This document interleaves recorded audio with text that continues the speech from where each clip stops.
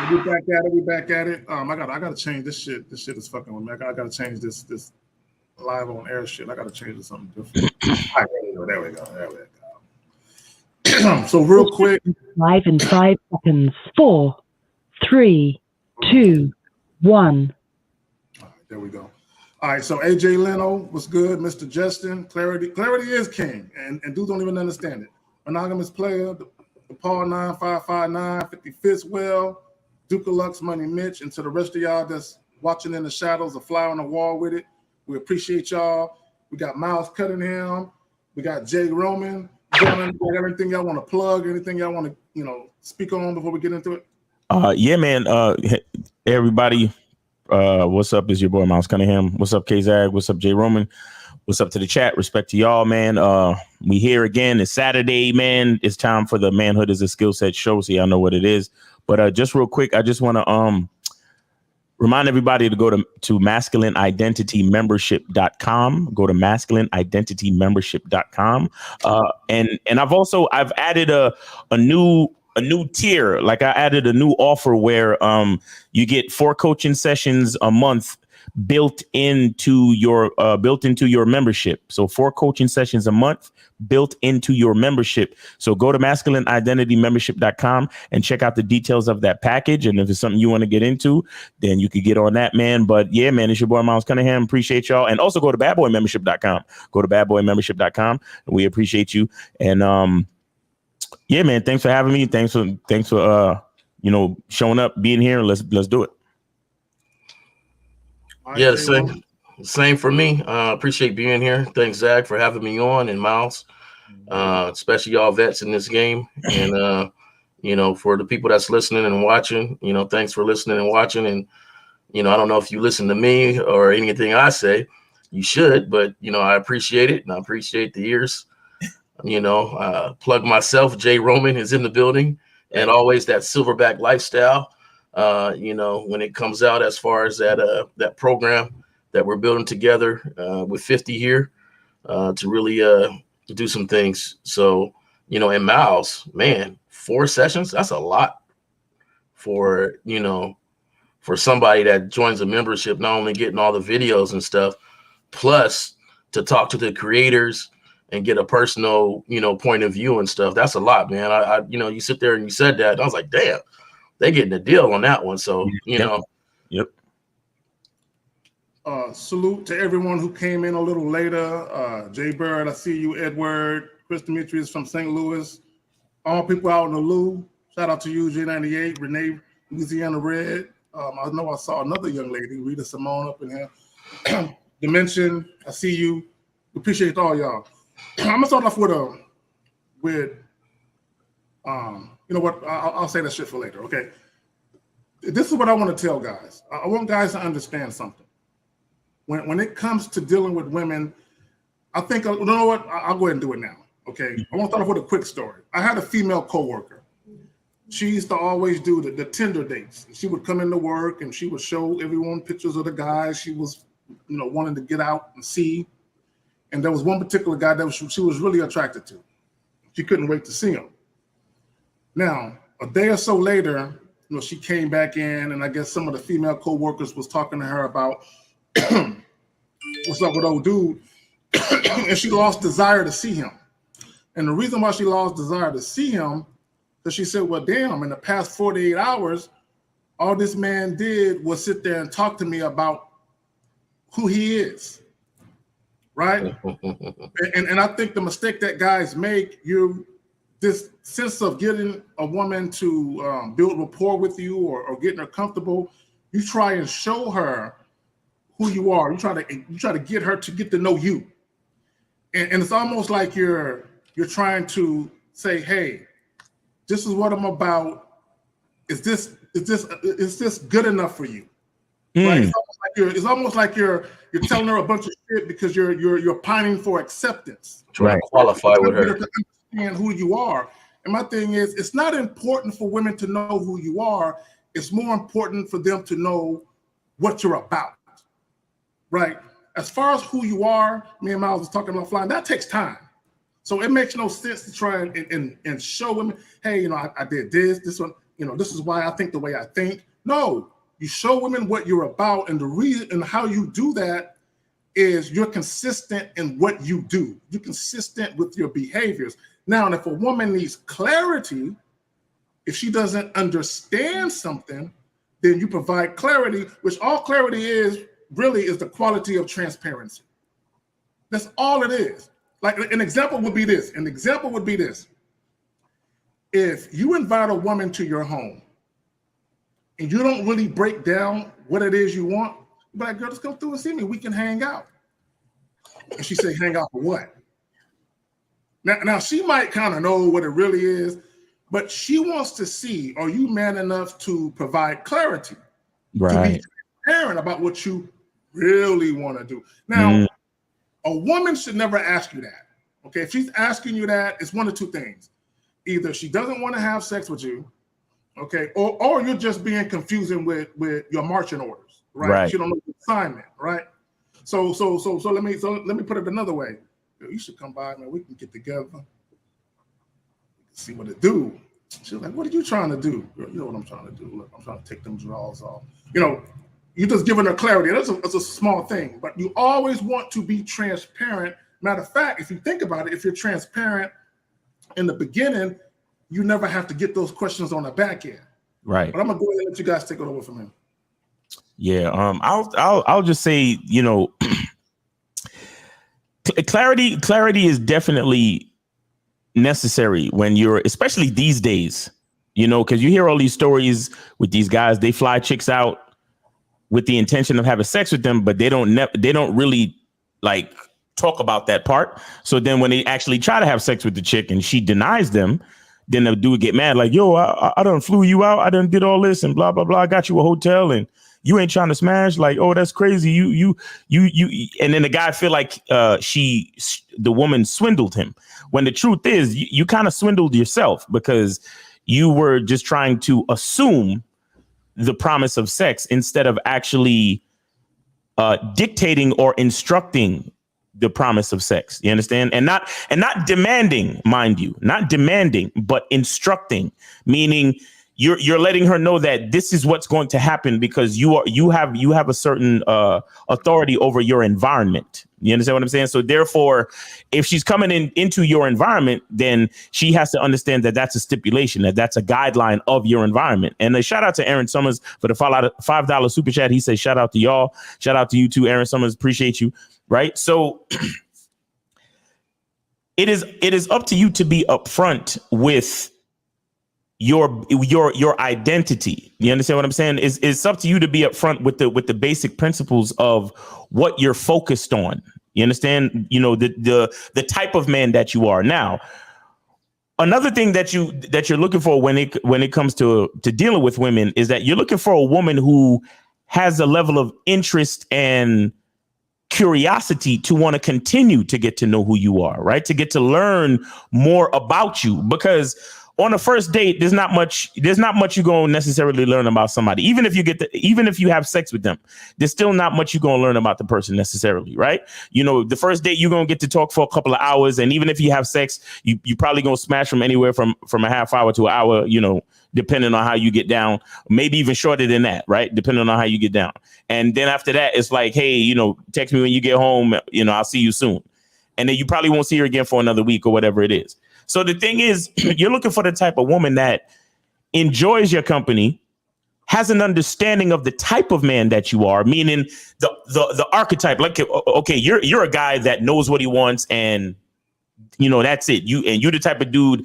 Sex is not an issue for you to talk about, and you're very straightforward. You're a straight shooter. You're honest, and I see that that's the type of man you are. Now, after that initial impression, you want the woman to have that level of, like I said, curiosity, that level of interest where she wants to continue to learn. She wants to continue to peel back the layers. She wants to continue to find herself in other type of environments and experiences with you, so she can get to know who you are in different type of environments and experiences. You see what I'm saying? And that's how you do that. You have to represent yourself honestly in all types of situations, so she gets a full understanding of who she's dealing with.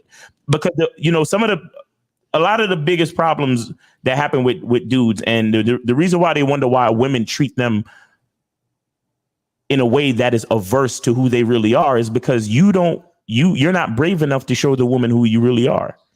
You understand? You don't have enough faith in your identity to show her who the fuck you really are. Like the other day, I was listening to this. I was listening to a video. One of the, all these YouTubers, they get a collection of like shorts and memes, and then they react to it, right? So it was a short where it was like a panel of people on a podcast, and they asked the girl. It was one of those ones where they say he's a 10, but he does this. And then they have to give a number after they reveal what he does. So like, even on the flip side, if it's a girl, it'd be like, she's a 10, but she got 50 bodies. What number do you give her? So on and so forth. So on this one, the guy said he's a 10, and he was talking to some girls. He said he's a 10, but he watches anime. And it was like 3 girls, and all of them was like, ew, he's a 3 now. And one of them was like, oh, nah, he a 0. Fuck that, blah, blah, blah. And then the dude that was asking the question was like, wait, so anime is, what's wrong with anime? Like, I like anime, blah, blah, blah. So I look at something like that, and there's a lot of you dudes who will watch a video like that, knowing that you love anime, but before a bitch come over, you'll take down all of your anime posters. You'll hide all of your anime DVDs. You'll put all the shit up, all your Naruto shit and your Naruto action figures. You'll put that shit in the closet because the bitch is coming over and I saw that short and I heard bitches don't like anime. A nigga like me, you know what I'm gonna do? I'm gonna wear my Naruto shirt to the fucking date. I'm gonna wear the fucking headband with that little question mark looking sign. I don't know anime. I'm just giving examples, but I know about that black headband with the little silver thing on it. I'll probably show up to the fucking date with that shit on my forehead. Like, what's up? I'll probably run with my arms behind me like how they be doing in the fucking anime like this, just because I'm that nigga. Like when we leave in the restaurant or when we leave in the bar, I'll be like, I bet you can't beat me in a foot race. And then she'd be like, all right, go. And then I'll run just like they do in Naruto with my arms straight behind me. Just to be funny, just to show her that that's my charm. Because I'm an anime type nigga. You understand? And a lot of you cats would be afraid to do that. And let me tell you something. and I'm going to end it with this and pass it to Jay. You have to understand that it's not your true identity that she is unattracted to. It is the shame that you've attached to your identity that makes her unattracted. Ooh, man, that's one to grow on right there. You understand what I'm saying? It's not the fact that you like anime. It is the fact that you're ashamed of the fact that you like anime. Because, like I said, if you was like me and you love anime, you would run with your arms behind you just to be charming and playful, right? You would discuss anime shit. You would wear anime shit, and she would see how confident you are, and then she would possibly be like, "Wait, shit, he's so confident about this anime shit. You know what? Let me take some time to find out about this anime shit. It might actually be cool." But because you were ashamed and you were trying to hide it, she's really unattracted to the shame, not your actual love for anime. But Jay, you got it. Real quick, Jay, before you take it, to your point, Miles, about the shirt. I remember I had an ex years and years and years ago, and we were kind of kicking it, hanging out, and I had on a hat, and I had on like a polo shirt or something with a collar. Mm-hmm. And she wanted me to meet her parents that day, and I'm like, all right, cool, fuck it, I'll meet them. And she's like, well, can you change? And I'm like, I ain't changing shit. She's like, can you at least maybe take off your hat? I'm like, I ain't changing shit. I said, look. I said, let me help you out. I said, if you want me to meet your parents, what the fuck I got on is what I'm wearing. Right. If that's a problem, I ain't got to meet your parents. Right. And it just took me to meet her parents. You know what I'm saying? And I just want everyone to understand, I'm going to do shit my way. Right. I don't give a fuck who like it. I don't give a fuck who uncomfortable. I'm going to do shit my way. The whole point in dealing with people is to be compatible, right? Which means existing in harmony without conflict. If I got to sit there and switch shit up, that means I'm making myself compatible for people. Right. That's not the real nigga. Y'all got it, man. Exactly. And real quick, shout out to D Money with a $4.99 super chat. He said a girl waiting you. These niggas, yeah, really. I be telling y'all niggas, please take the time to make sure your spelling and your grammar is correct. Stop the bullshit. I know y'all niggas are more educated than this. But anyway, a girl be, I think he meant wanting you to be someone else when they see you, when they see who you actually are. Okay, all right. Well, but still work on your English. Appreciate the $4.99 though, nonetheless. Right. You got it. Yeah, I just want to throw a sign of caution out there because you guys touched on a lot of stuff and I don't want them to misunderstand it. Clarifying is explaining who you are and not trying to explain or qualify with her. Right. And that's the difference that you guys got to understand is that you ever see a nerdy dude into computers and that's all he's about. You come over his house, that's all he's talking about is computers. That guy, when somebody comes over, his first discussion is going to be about computers because that's what he's really into. I remember back in the day, cats was carrying around those cards where they was throwing them down and one card beat another card and they had the little heroes on them. Oh, dude, like Yu-Gi-Oh in them? Yeah, like almost like the Pokemon thing. And like these cats is really into that stuff. And one of my partners is into that. And that's all he was into. And any girl that tried to talk to him, that's the first thing he was talking about. How he plays this game, Dungeons and Dragons, or this throwdown game. He didn't care if she liked it, didn't like it, didn't want to hang around him because this was who he was. Right. And I think guys need to understand that you're not explaining or clarifying to a woman to qualify with her. This is why I do the things I do, and I'm trying to explain it so you can like me. No, this is why I do it because I like to do it. Facts. And to me, I shouldn't have to clarify until you ask the question. Hey, why do you like to do that? Oh, okay, let me explain it to you. Because I'm already in motion. I'm already liking to do something. It's not going to change because you don't like it. So, I just wanted to make sure everybody understood that part of clarity is not explaining to qualify with her. Facts. And shout out to Mr. 1950 in the chat. All right. And we got 954. I think this might be Wheeler, but I'm not sure. 954. You on live with K Zaggin, J Roman, and Miles. Name, age, and city. How can we help you? 954. Yo, what up, man? It's Big Willie. All righty. How you doing, bud? How you doing, buddy? Man, this is a very great topic. I will admit, I used to be that guy because I knew that I like video games and shit, and now don't get me wrong, you actually will lose a lot of women if you are into certain shit. You actually will lose a lot of women if they're not in alignment with what you want. You felt like you lost them? You said what? You felt like you lost the women? Do I feel like I lost the women? I mean, because you was in video games, you felt like you lost that woman? If I didn't smash first. Oh, if you didn't smash. And so if you didn't smash, you feel like it was the video games that stopped you from smashing? Yeah. Okay. I mean, once she found out, she was like, it's like this. Everything was going smooth until she found out that I was into it. Then once she found out, like you could slowly see the decline in her interaction levels. Okay. How did you present the fact that you were into video games? Yeah, there we go. She hit me up one time. She was like, "Hey, what you up to?" I said, "Oh, I'm just playing some video games." And she was like, "Oh." And the way she said it, I was like, "Oh shit, here we go."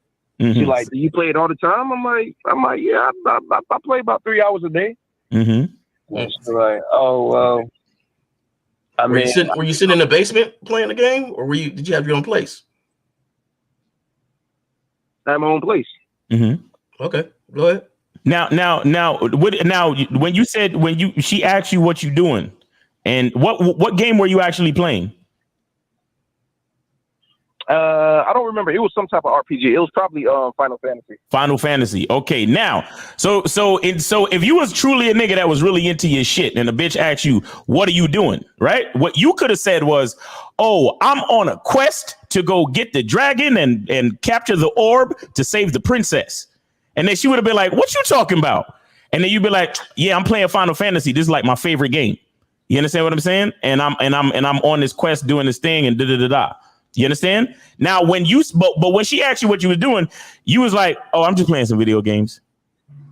As if it wasn't anything important or anything like exciting to you. You get what I'm saying? So what I'm saying is there could have possibly been a chance for you to present it a different way that would let her know that it's important, exciting, and something that brings you joy. You understand what I'm saying? Or check this out. Imagine playing. Hold on, Willie. Imagine you playing Madden by yourself, and she call up. What you doing? I'm on this Madden 2K. Oh, really? Matter of fact, I got a second joystick. Bring your ass over here and come get it. Right. You know what I'm saying? I don't know how to play. I'll teach you. Come on. Me, I said I can't concentrate. I'll call you back when I finish this game. Right. Right. That too. But because I'm a gamer too, man. I've been gaming my whole life. I like it, but it doesn't run my life. And I think that if you present it as if it runs your life, that's a negative because she feels like you're not going to have any drive on that. But at the same time, though, to me, I always presented it in a way. This is my relaxation. Right. What do you do for you to relax? You may not understand it on why I play, but you do things I don't understand. So what's the deal?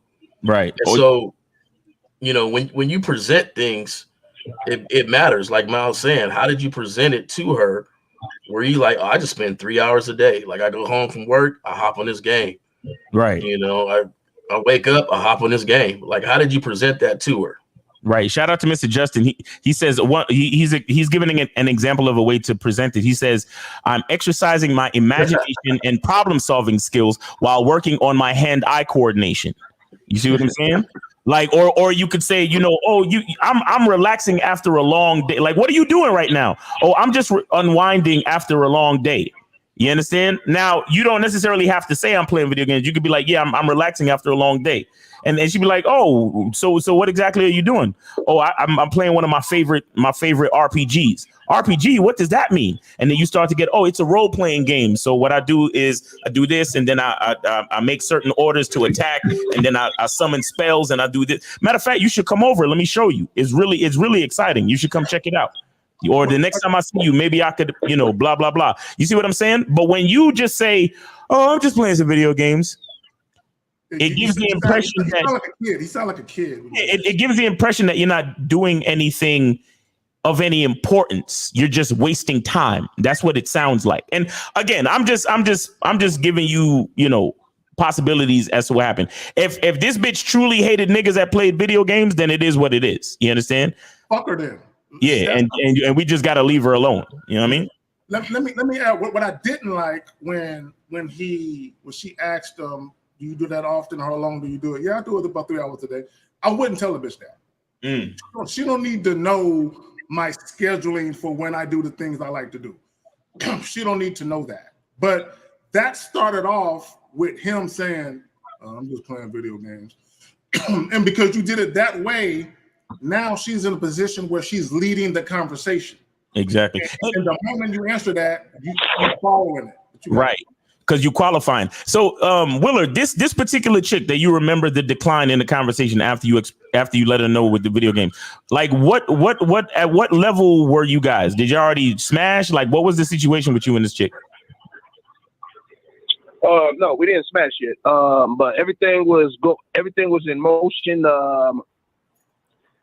We were scheduled to meet up that weekend. You were scheduled to meet up that weekend. That conversation. And so why were you even on the phone with her if the date was already set? Then why was you on the phone with her?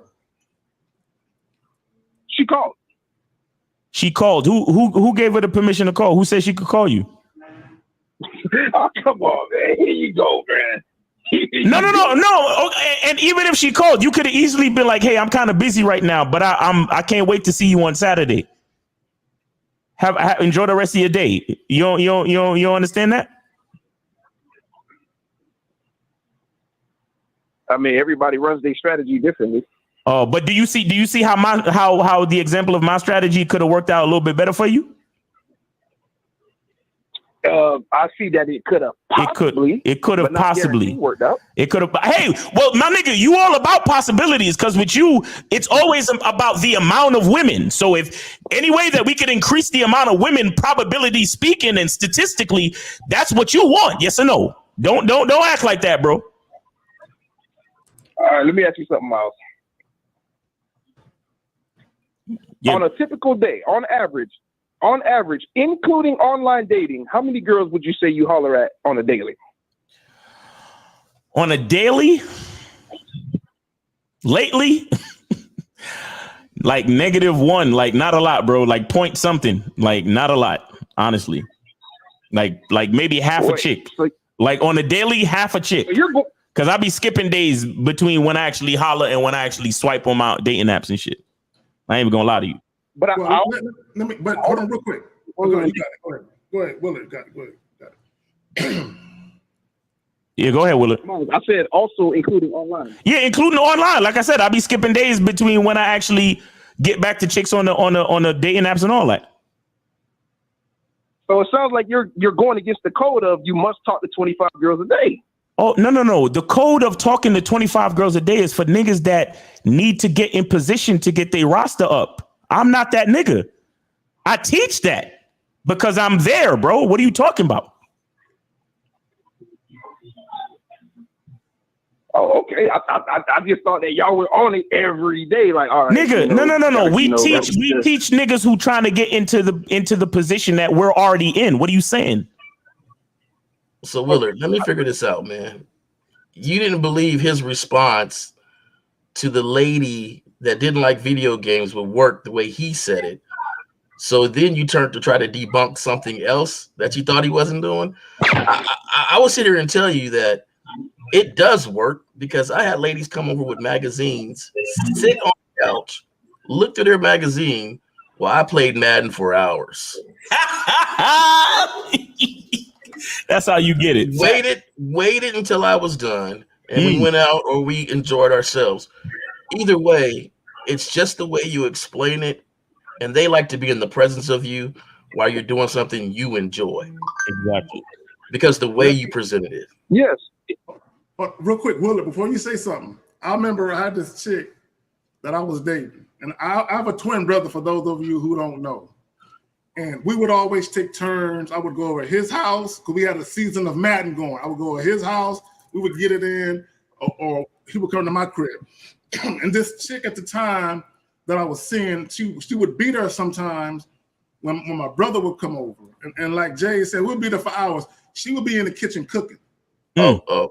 Bringing shit for me and my twin. Making sure we was good with the beer, making sure she was bringing the snacks and whatever else she was cooking. Well, snacks, you don't cook snacks, but whatever else she was doing, she would make sure that niggas was straight. Right. And this is what a lot of guys got to understand. And Willard, the reason why the girl was tripping is because that woman wasn't really about you. Exactly. Period. Because if she was about you, like Jay Roman said, chick on the couch with the magazine, she just says, nigga, I want to be blessed by your company. Just basking in your physical presence is good enough for me. Go and get your game. I'm just glad that I'm over here with you. Right. And a lot of guys don't have those type of situations where you meet women. And I'm not talking about girlfriends and wives. I'm talking about the chicks you fucking with. A lot of guys don't have it like that, where you have chicks you fucking with, where they're just happy that they can be in your fucking physical presence. They don't need your direct fucking attention all the time. Me and 50 had a Madden tournament at the house that lasted about 6 hours. And we had ladies walking through cooking and serving us plates and meals. There you have it. And we had a wonderful day. And it was 6 hours because we had a tournament. So, it was multiple people there, multiple cats. So to me, it's just the way you present it. And if nobody likes what you like, then they really ain't for you. Because if you're saying to yourself, I'm gonna spend a lot of time doing this because of my enjoyment, why would you connect yourself to a person that's gonna bring your enjoyment down while you're doing something you really like? That's not a loss for me. That's why I asked you. You felt like you lost her? You didn't lose her. You didn't lose her. Is that what he said? That's what That's why I highlighted in the beginning. He said I felt like I lost her. No. Come on now. Don't do that. Hold on. Hey, replay the tape, bro. Replay the tape. I'm a listener. I'm a listener, and I write notes. You said, and I asked the question. So you felt like you lost her. You said, yeah, because I was playing the video games. I told her I played it for 3 hours. Yep. You asked, do you feel like you lost? I said, if I didn't smash. Did you smash? That particular one that I told y'all the story about? No. Exactly. Okay. Did you feel like you lost her? This nigga Willard. I don't care about Willard. overall. Listen, I don't care about the chick overall. I just check. Nobody said if you. Nobody asked if you cared. We asked if you felt like you lost her, and the answer is yes. It's okay, bro. It's okay. You don't, like, bro. Understand? You're not gonna win every argument fucking with us, so don't even try. It's okay. Dog. Okay. All right. You one of them guys. Okay. You one of them guys that can't connect 1 and 2 together. Okay, because you stuck on 3, and I understand that. All right, so I'm gonna break this down for everybody else. You was playing your game. She called. You was in your mode. You seen that number pop up. You knew it was her. You picked up probably with a little swag. What's up? How you doing? Right? Getting ready for this conversation. She calling you, so she's kind of ready for your conversation. She says, "Hello, what you doing?" "I'm playing a video game." She goes, And instantly she thinks, shit, my last boyfriend played 3 video games all day long and he was a loser. Or she reminiscing about her girlfriend saying something. Right. So then she asks you the important question. How long do you play video games a day? You like, I play video games 3 hours a day. She's like, yep, that qualifies as a loser in my book. Boom, things started to change. You didn't smash and you felt like you missed the opportunity, which some would say a loss.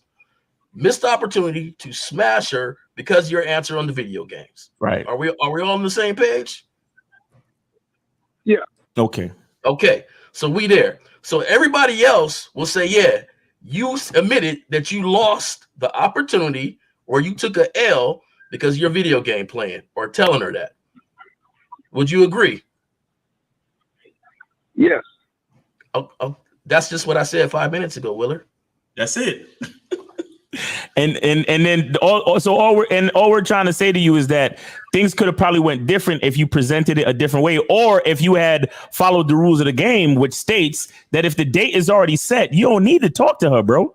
You could easily let her know that you're looking forward to Saturday, and you could dismiss her right off the phone because you don't need to explain nothing to her before she puts out an investment, which is to get dressed and to show up at the time and day that you told her and location that you told her to show up at.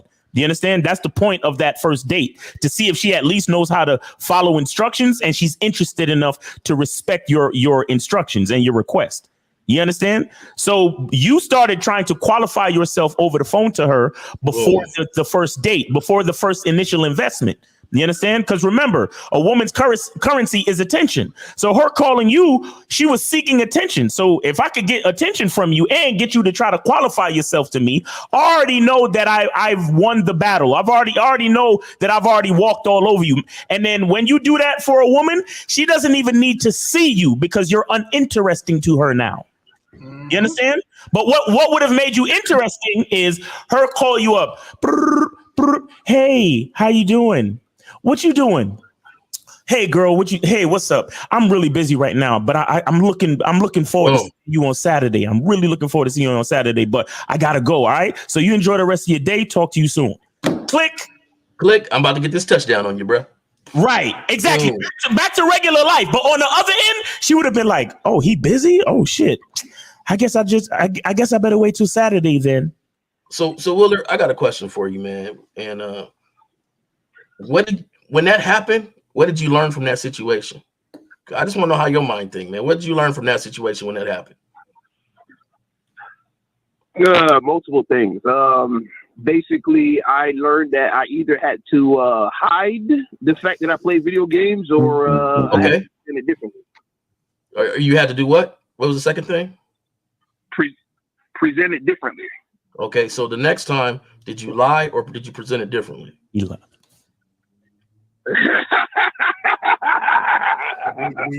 We already know. Matter of fact, why don't you go ahead and tell us the story about the next time. Yeah, Willard, the only reason why you talking about presenting differently is because we just said that today, my nigga. You know, you just started to hide and lie. No.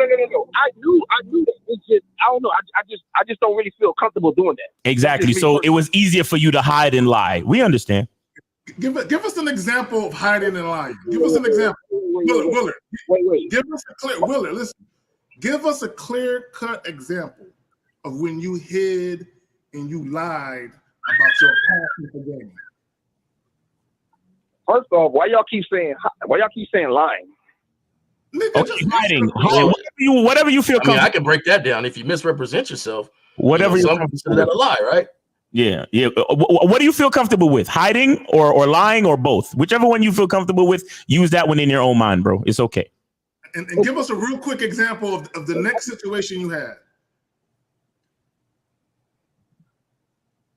A girl called and say, "Hey, I'm on my way. What you up to?" I said, "Oh, I'm watching the TV," which I was. Because the video game is on the TV. Exactly. Lying ass nigga. Hey, Willard, I'm gonna tell you this. Man. We all have our moments, but we just learn differently from the moments, and that what makes the difference. Exactly. So when Miles or Zag or myself was younger and we had that moment, instead of lying the next time, we realized, you know what, that chick ain't for me. Exactly. And so that started to build a building block on how we run our life and the essence of the game that we got. Mm-hmm. But I want between hiding it and no. Willard. Hold on, real quick. Where y'all doing it? No, real Willard. Let me tell you your mistake. The first time it happened, you didn't get the buns. So you said, never again. I got to make sure I get the buns out of it. Right. So you went as far as to hide yourself, to conceal who Willard is. You said it's better that I be fake than to be real, because being real will cost me some sex. You want sex so bad, because I want guys to understand something. When you conceal who you really are, you're really selling your soul. You know what I'm saying? Right. So that's what you're really doing. You're really selling your soul. And to me, that's a form of insecurity and low self-esteem. You can say what the fuck you want, but that's what the fuck it is. You know what I'm saying? You're saying, as currently constructed, the way that I am, my hobbies, my interests, my passions, I feel that women won't accept me the way that I am. So I gotta fabricate being a different motherfucker to be accepted by women. That must be a lowly existence. Willard, what do you have to say for yourself? Okay, what's the difference between that and the way the ideas that guys were presenting to repackage the sentence of, oh, well, you know, I'm on a quest to do this, and like, come on, man, it's the same thing. Okay, Willard. Repackaging it. Oh, all right, Willard. All right. So listen. Is it the same thing? Is it the same thing if I look at a woman and I say, hey, you cute, or I look at her and I say, damn, girl, the way those jeans fit on you, and the way they hug your hips, and the way that blouse just caresses over your bosom, it's driving me crazy. Which one sounds better to you, Willard?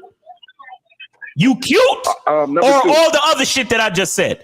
Exactly. So there's a difference in how you present. The fuck you mean it's the same thing? I can't see. It's y'all disingenuous niggas that I can't stand.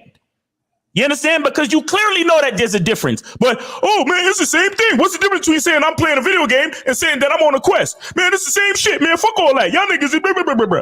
Come on, Willard. Stop acting like that, man. When you say you're on a quest, that gives the impression, and you notice, it's giving the impression that you're actually doing something like, whoa, shit, what, he's on a quest? But that's what I'm trying to explain to you, Willard. No, Willard, I'm saying in the mind of someone who is passionate and excited about their hobby, which is a video game, that's what it actually feels like. So when you express it in the way that it sounds passionate and confident and fucking imaginative, it gives a different expression, bro. What the fuck don't you understand about that? Let me present it this way. Willard, let me present it this way. Have you ever heard a public speaker where you just wish that motherfucker would shut up and somebody else will come on the stage? Matter of fact, fuck it. We'll use church. We'll use church. Have you ever heard a pastor where you just like, damn, this motherfucker preaches a weak ass sermon? You ever heard that? Boring. You ever heard that? A weak ass preaching pastor? You ever heard that? You ain't a pastor, are you, Willard? Yeah. That's you. I'm not feeling. Yes, I get where y'all coming from, but I'm not feeling. No, listen. No, hold on. No. Let me finish my point though. Have you ever heard another pastor when he was preaching? He was all ears. Like everything he was saying was sticking. Like he was eating. You was just eating. You was like he had your full attention because not only did he have the moxie, he had the energy. He was a good orator. He just knew how to captivate and hold the audience. You ever experienced that too? Yes. Okay. Now my point is this: to Miles's point, when you're dealing with women can see men. They can see men two different ways. Oh, this boring ass shit, or this guy right here. The way, even though I'm not a video game chick, the way he presented it, fuck it, I'm interested. Right. Because the way he presents it. Right. And ultimately, because of your choice in presentation, she becomes interested in you, not the actual fact of the video game. So exactly. Let me ask you this then. Okay, if this is my regular tone, this is how I regularly talk all day, every day. Mm-hmm. You're telling me that I should switch up the way I talk just to impress a woman? No. I didn't say the way you talk. I said the words that you use. All right, Willard. Go ahead, Miles. My bad. No. Because this is, I love talking to Willard, but then again, I don't, because when there's other calls, then we get into a circle. Then Willard, stay right here, bro. If you want to hang out, hang out. Now, I got something for him, but yeah, let's get to the other caller.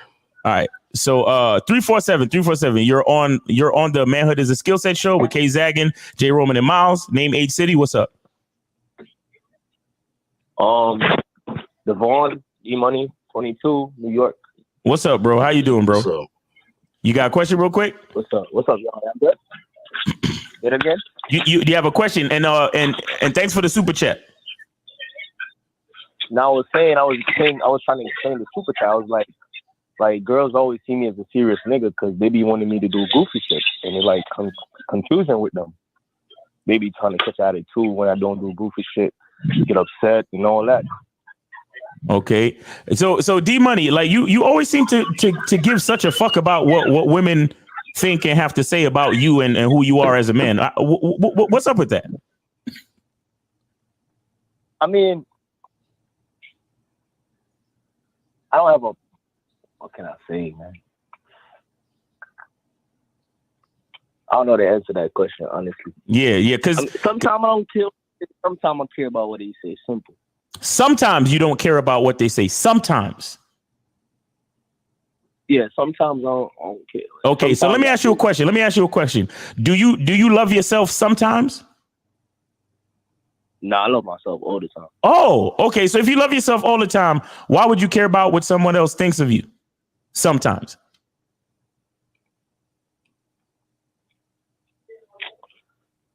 Good question. Yeah, that's a very good question.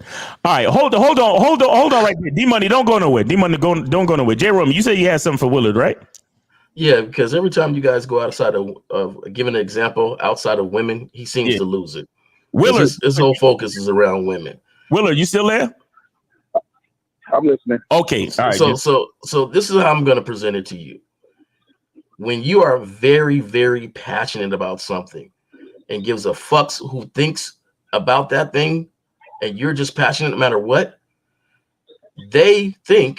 women think, well, if he shows that passion for that the way he does, if I get into his life, just imagine the type of attention and passion he's going to show to me.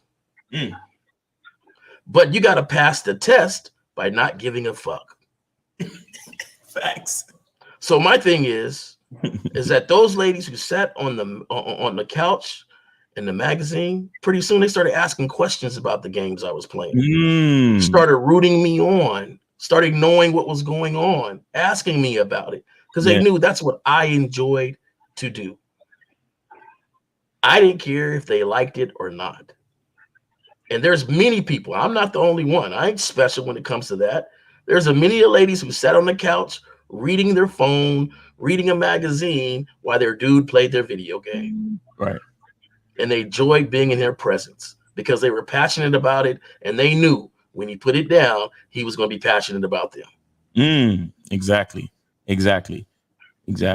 So Willard, like the way it's the way you choose to present says something about the type of man that you are. It's not always just about the hobby or the activity. It's how you engage the activity as well. All right, good point. But I was telling y'all, I mean, these are some old stories. I was like 18, 19, and 20 and shit. Okay. But I'll tell you this. I've been listening to this show for a while. I've been listening to Willard for a while on the other shows. It seems like every time it's time for you to stand up and present yourself, you always make it seem like it's a different person, like it's a different voice and it's phony. What you mean? Well, just a minute ago, you was like, so if I present it with passion, isn't that fake? Isn't that phony? No, you're the one presenting it with passion. How's it fake or phony if that's something you really like to do? Right.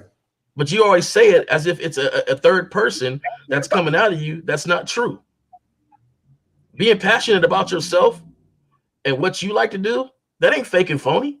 You just clarifying like, hey, this is my shit.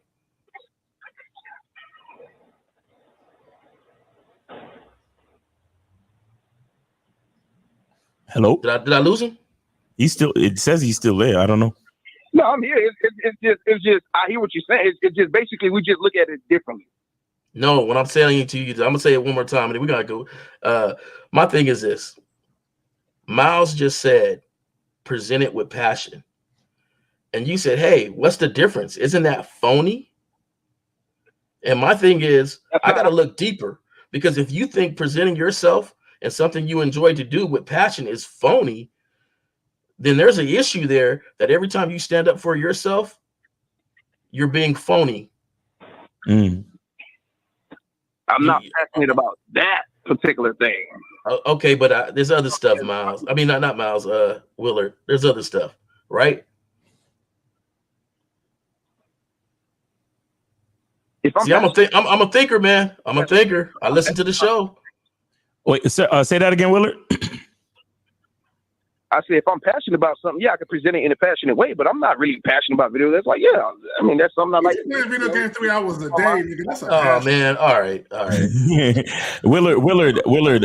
Was there like a question that you had while you called in earlier?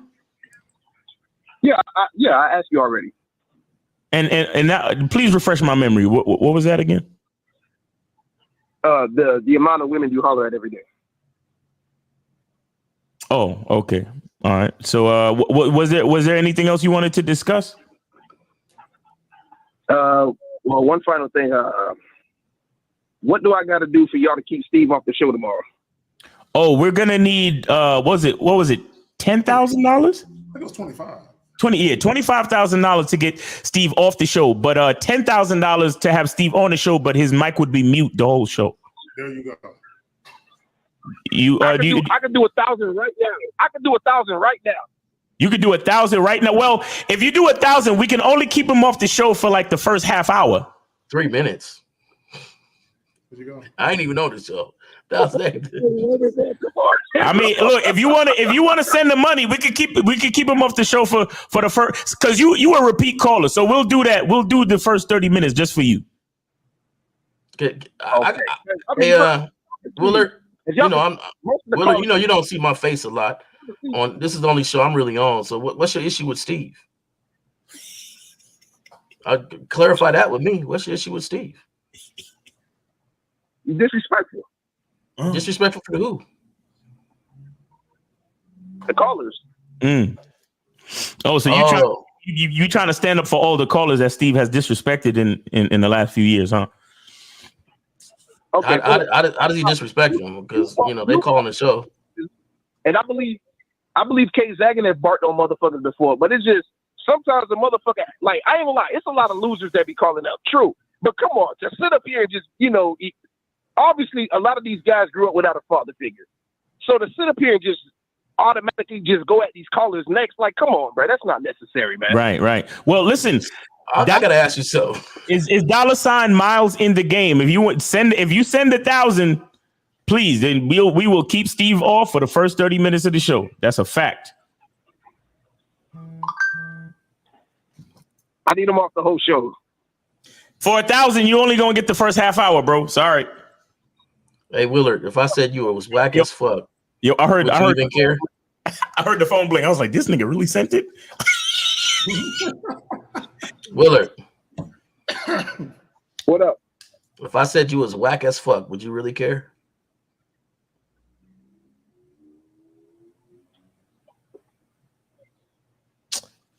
Yo, answer the question. We got a show to do.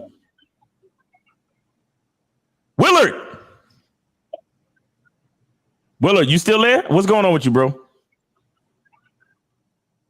All right. Well, I don't know. He's not answering. All right. Let me get back to D Money. Yo, D Money, man, you still there?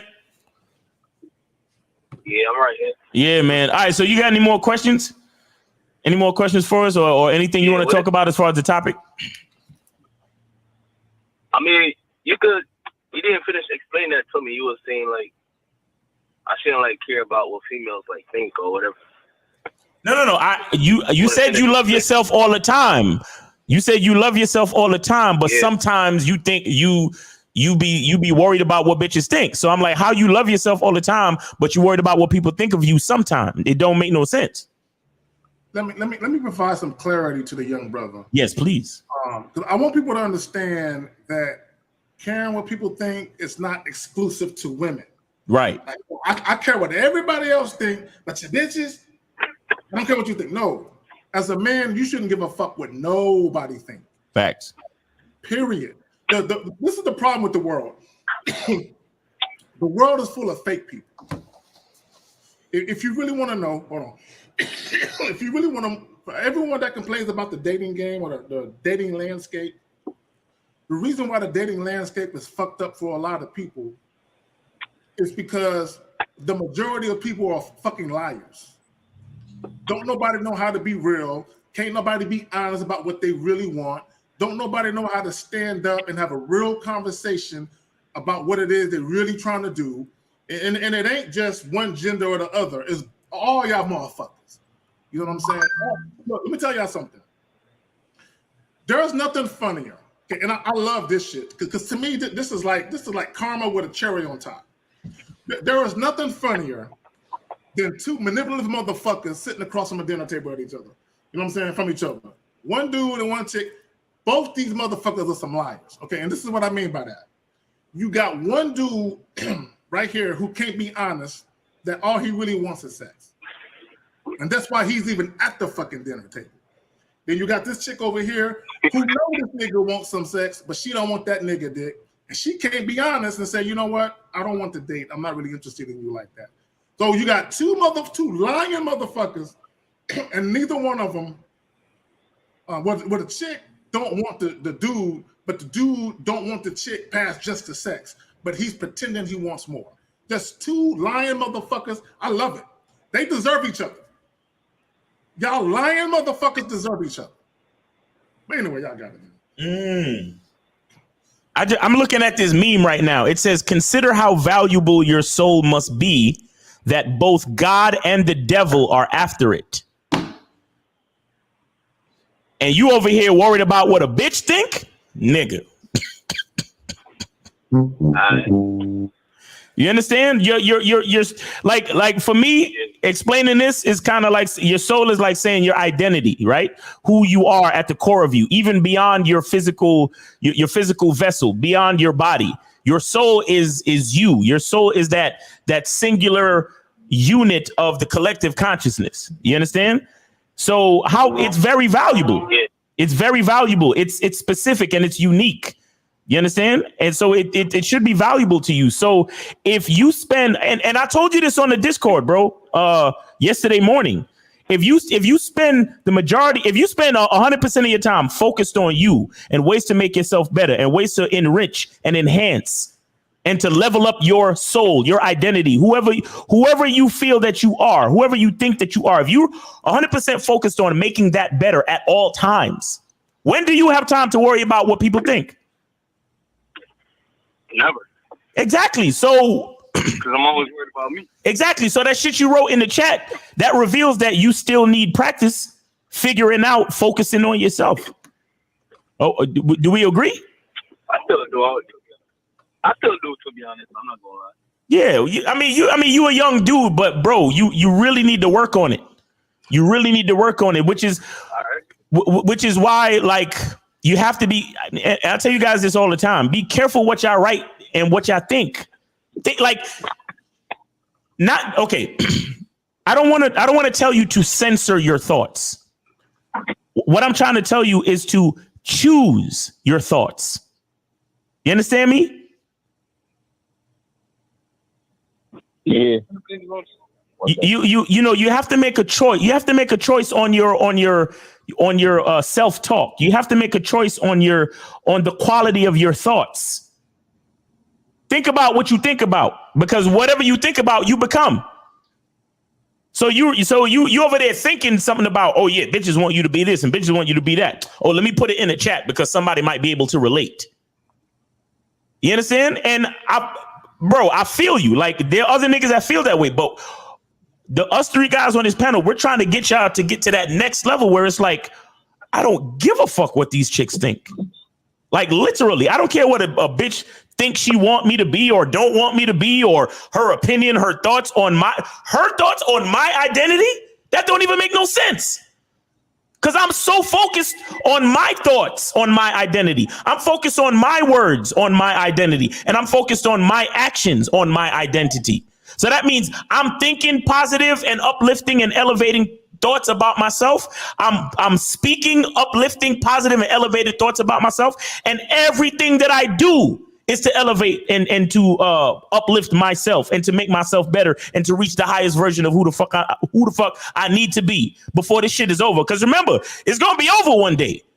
It's going to be over one day. So think about this shit. Let's just say God told you had 24 hours left to live. You going to spend time thinking about what a bitch think? Or you going to spend time thinking about what you think? Hey, I bet you old boy from the Buffalo Bills, 24 years old, didn't think he almost died. You know what I'm saying? He didn't think that shit was going to happen to him. No 24-year-old think he's going to have a heart attack playing football and shit. Exactly. Hamlin is his name? Yeah, DeMar Hamlin. He was almost out of there. If that dude didn't give him CPR, he would have been gone. Yeah. Real quick, how is he now? Is he still in critical condition? He's talking. He did a Zoom with the players. He's talking to him. Okay, good. Shit, he good. Yeah. But his career could be over though. Yeah, possibly. Yeah, because that hit he took wasn't even that bad, and but it hit him. It's one of those freak things. Just one of the freak things with the. Yeah, like a critical pressure point or some shit. He got touched because dude helmet went straight into his chest. I think that was a part of the thing. Yep, yeah, but yeah, D Money, man. You have any other questions though, bro? What if you fuck a girl one time, she want to cook for you already? What's up with that? You said what? Then you eat. What did he say? I didn't hear what he said. He said one time, then she want to cook for you all of a sudden. What's up with that? Okay. Now. Let me ask you a question. Did she spend the night? Yeah. Oh, that's something different. She lives so far. Yo, good shit, Zach. I caught it, bro. I knew it. Yo, D Money, why is this chick? How long you known this chick? Like a month. Why is she spending the night? New girls every fucking week. All right, so you know this girl a month. Hold. Be quiet. Hold on, bro. Hold on. So you know this girl a month and you smashed only once? Why it took you so long to smash? First of all. No. I smashed only once. I'm smashing other girls too. So No. You say you known this girl for a month. Why did it take you so long to smash? No, it didn't take long. I smashed her the second week. Nigga. Okay, so you smashed one time. The second week? Yes. And the first time you smashed after 2 weeks, you let her spend the night? Yeah, I let her spend the night because she lives kind of far. I ain't feel like drive. Like, Yeah, no. Did you even sleep good? No morning. Did you even sleep good when she was staying the night with you? Like, did you sleep good? Did you sleep good? Yeah, it was my crib. No, I'm saying, did you sleep good? Like, she stayed the night. That means you guys, had to sleep at some point. Did you even sleep good? Yeah, I sleep good. I always sleep good. So you Wow. slept soundly. Wow. You slept soundly with somebody that you only known for 1 month, and you only had sex once. You don't see any type of danger in that, bro. You don't see any type of danger in that type of situation, brother. I mean, there is, but I mean, I would have called it on my. No, you know what? What I want to do is a real quick experiment. Hold on, listen. I want to flip it, and I want to show guys how mesmerized by the pussy you niggas are. Caller, if you started a job, a brand new job, right? And let's say you was going through training, and you was into 2 weeks of training, and you befriended a guy. Nigga. Sorry about that. Who the fuck are you talking to? No, he's driving. Okay, listen, caller, listen. So, the first 2 weeks of the training program, you and the guy get kind of cool, where maybe on a Friday, y'all go out on some happy hour shit. Man, let's go grab a drink. And that nigga said, man, my girl tripping, dog. Nigga, she won't let me in the house, dog. Can I come stay at your crib tonight? Would you say yes? Sorry. No. Why? No, I wouldn't say yes. You said what? You gotta give a scenario. Dog, can you take us off a speaker or Bluetooth or whatever the fuck? Because we can barely. Yo, are you on Bluetooth or are you on a speaker? What do you want? It's fine. I'm gonna Bluetooth. I'm gonna take you off the Bluetooth. Please. Yeah, please, damn. All right, say it over. You was on the Bluetooth.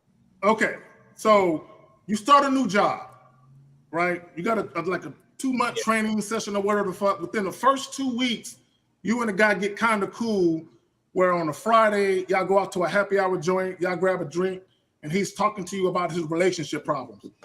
And he says, man, my girl won't let me come home, man. Would you mind? It's cool if I stay the night on your couch tonight. Would you let him?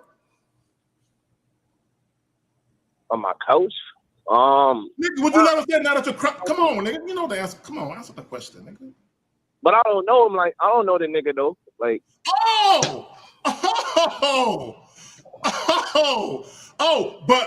but if it was a chick that was going through the program and she says, hey, something happened, I left my key, I'm locked out, can I stay on your couch? Would you let her? No, I would try to help her get back in her house.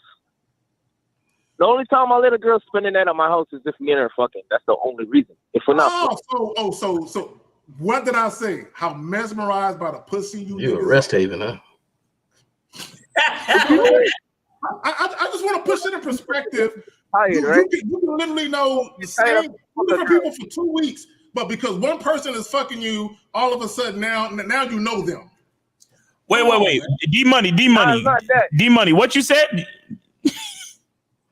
I said after you fuck a girl, you get tired. You don't feel like drive or spend. Like, I'm not trying to spend no money. Like, I'm not giving. After you fuck a girl, you get tired. So it's a green light for you to sleep for 6 to 8 hours next to someone that you don't really fucking know. Sleep soundly with a fucking stranger. Hey man, your experience is coming. That's all I can say, man. Sometimes we don't learn until it happens. You'll wake up one day, she be sitting there Indian style staring at you when you wake up and you realize, oh shit. No, that nigga gonna be hog-tied with a lollipop in his ass and shit. D Money, look, don't stop doing it. Don't stop doing it just because we saying. We want you to actually see the danger. No. Hold on, bro. Do you not see the danger? I see the danger. That bitch could stab me in my sleep or do some funny shit. And rob you. Yeah. And rob you. Yes. Yeah. Yes. Come on, like you cats is. Yeah, she could do that. It's like just because she giving you some pussy, she got the green light to sleep at your crib after only a month of knowing her. Come on, brother. You sleep. She going through all your stuff. God damn, y'all niggas, and then y'all look at us acting like we crazy. We crazy, and you sleeping around girls, though, like these girls young. They don't know about that shit, bro. What? You underestimating women? Okay. Wait. So caller, have you ever heard the story? Like 18 and Caller. 20. Hold on, did you say under 18? Have you never heard the stories of? No, they like 18 and 20. Oh, okay. I'm about to say. Hold on now. They're not like older than me, like Caller. older than me and shit. Caller. Like, yeah, I'm listening. At what age was Cardi B? I'm listening. At what age was Cardi B smashing niggas, drugging them, and robbing them while they slept? At what age was she doing it? Is it now that she's older, or what age was she doing it, homie? I think it was probably 15 or 21. Between 15 and 21. That meant she was younger, right? I just watched the story of an 18-year-old broad who hollered at this nigga that sold weed on Facebook, lured him over to her apartment building and tried to have her boyfriend rob the nigga. Luckily, the drug dealer nigga, his boy had a gun and shot and killed the boyfriend. The boyfriend died in the hospital. And he's a drug dealer. He wasn't even coming over to smash. He was coming just to make a business transaction, and they were setting up to rob his ass. So you just met a bitch. Where did you meet this chick? Where did you meet her? At church? Job, work. You met her at work. You met her at work. Yeah. Oh, so you've been working with her for a while. So you thought maybe that since you know where she worked, it's okay. Nah, she was a customer. She came to my job to eat and shit. Let me ask the caller a series of questions. And how old are you again? He hitting raw. He 22. Okay. Now, this chick that you let spend the night, did you hit her raw, nigga? Don't lie. No, I didn't hit it raw. No. All right. Now, let me ask you another question, because you said you was too tired to take her wherever. So, do you have a habit of dealing with chicks who ain't got no fucking car? No, you know what? That's unimportant. Nigga, Uber is 24 hours a day, nigga. Send her home. Look, let me tell y'all something. But make sure she calls you when you get there, so her cell phone pings somewhere different than your phone, just in case anything happens. So I'm just when you get on say, because you were the last one to see her alive, nigga. When you get on say, you know what I'm saying? Hit me up. I give girls Ubers before, but some girls don't want to go in Uber at a certain time of night. Who gives a fuck what they want? Again, you still not focused on yourself, bro. You focus on what these bitches want. But that's discipline on your part, though, man. That's discipline on your part. I like to be a leader in all situations. I got to make sure, and she got to be safe. I understand that. So if she says, "Hey, I don't feel comfortable taking Ubers at night," and that's the means of transportation she needs to take, then you might have to say, "Hey, we're gonna have to do this a different day." Then, right? We have to do this a different day because I understand you want to be safe. Because we ain't no assholes out here. We just men. So, hey, I want you to be safe. So let's just do it a different day. That's when you show discipline because you've been working on yourself to become a man and not be always jumping for the pussy. And that's what it is, J. Roman. He can't let the pussy's right there in his sights. He says, no, it's right there for the grasp.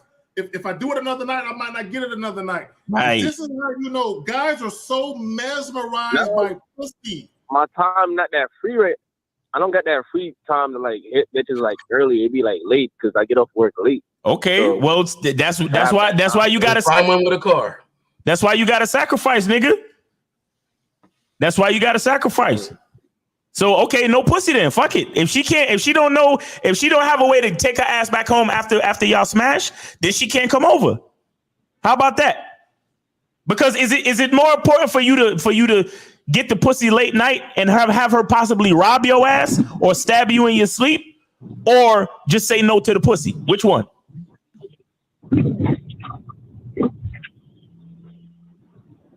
See how long it's taking him to answer? God damn. I'm sorry for y'all kids. Yo, when y'all niggas, I didn't know girls to get dropped off and picked up by their homegirls. Like, there you go. you know, Yes. it happens, man. It does happen. Tell her, babe, make the arrangement. Dick is here, but make the arrangement. Yo, the fact that y'all niggas is making it to age 25, 30 is a fucking miracle. Is a fucking miracle, because y'all niggas be putting yourself in all these fucking dangerous situations just for vagina, bro. Just for vagina. I think you like that little intimate touch, man. I think you like to be held and cuddled. Yeah, you know, and just don't lie about it. Just say, hey, man, I like it when they stay over. I like to pretend like we girlfriend and boyfriend for the night.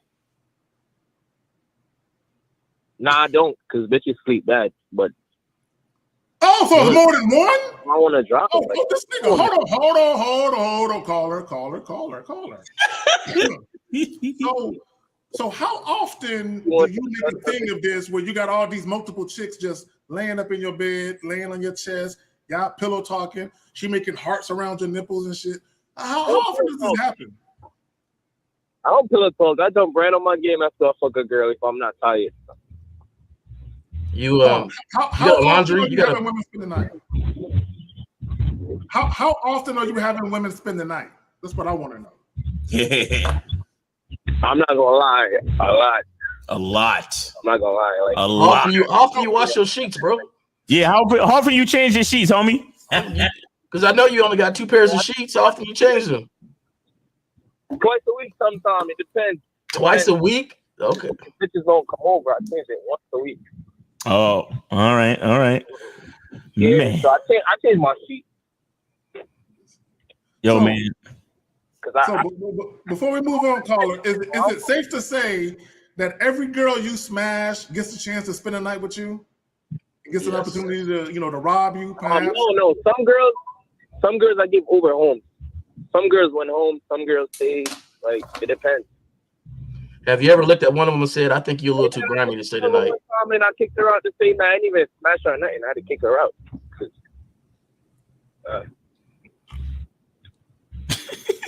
Shout out to Mr. Justin. I'm not gonna lie. Is often said during lies. Facts. Hey, D Money. Look, man, God has definitely been protecting you for a while now. Make sure you thank him. You know what I'm saying? Drop some money in the church collection plate at some point. You know what I'm saying? Because a lot of people know where you live. Yeah, a lot of bitches know where you live. I didn't even like bringing them back to my place. I don't like nobody knowing where I lived at. Popping up on me. There are videos and pictures of him floating on the tube, or not the tube, but the net, when him sleeping and shit. He probably don't even know it. Bitches be filming you while you sleep and shit. Yeah, man. Yo, they be putting your shit on Snapchat. Oh my God, they be like, look at this nigga, he snoring. No girl can't come on my house. They would get shot. Them can't do that. Them can't come pull up. No, nigga, no, it don't. No, bro, listen, you're asleep. Man. You're asleep, bro. You're sleeping soundly because you're comfortable. You're young and you feel invincible. I get it. So when she get up out the bed, because she don't weigh no more than maybe 110, 120 pounds. So when she get in and out the bed, you don't feel that. You understand? So then she go open the door for her goons. No, they coming straight in the house while you're asleep. Nobody's prepared to bust back while they're sleeping. So please kill all that noise. Kill all of that noise, bro. Ain't no ego while you sleeping, nigga. Your ass is asleep.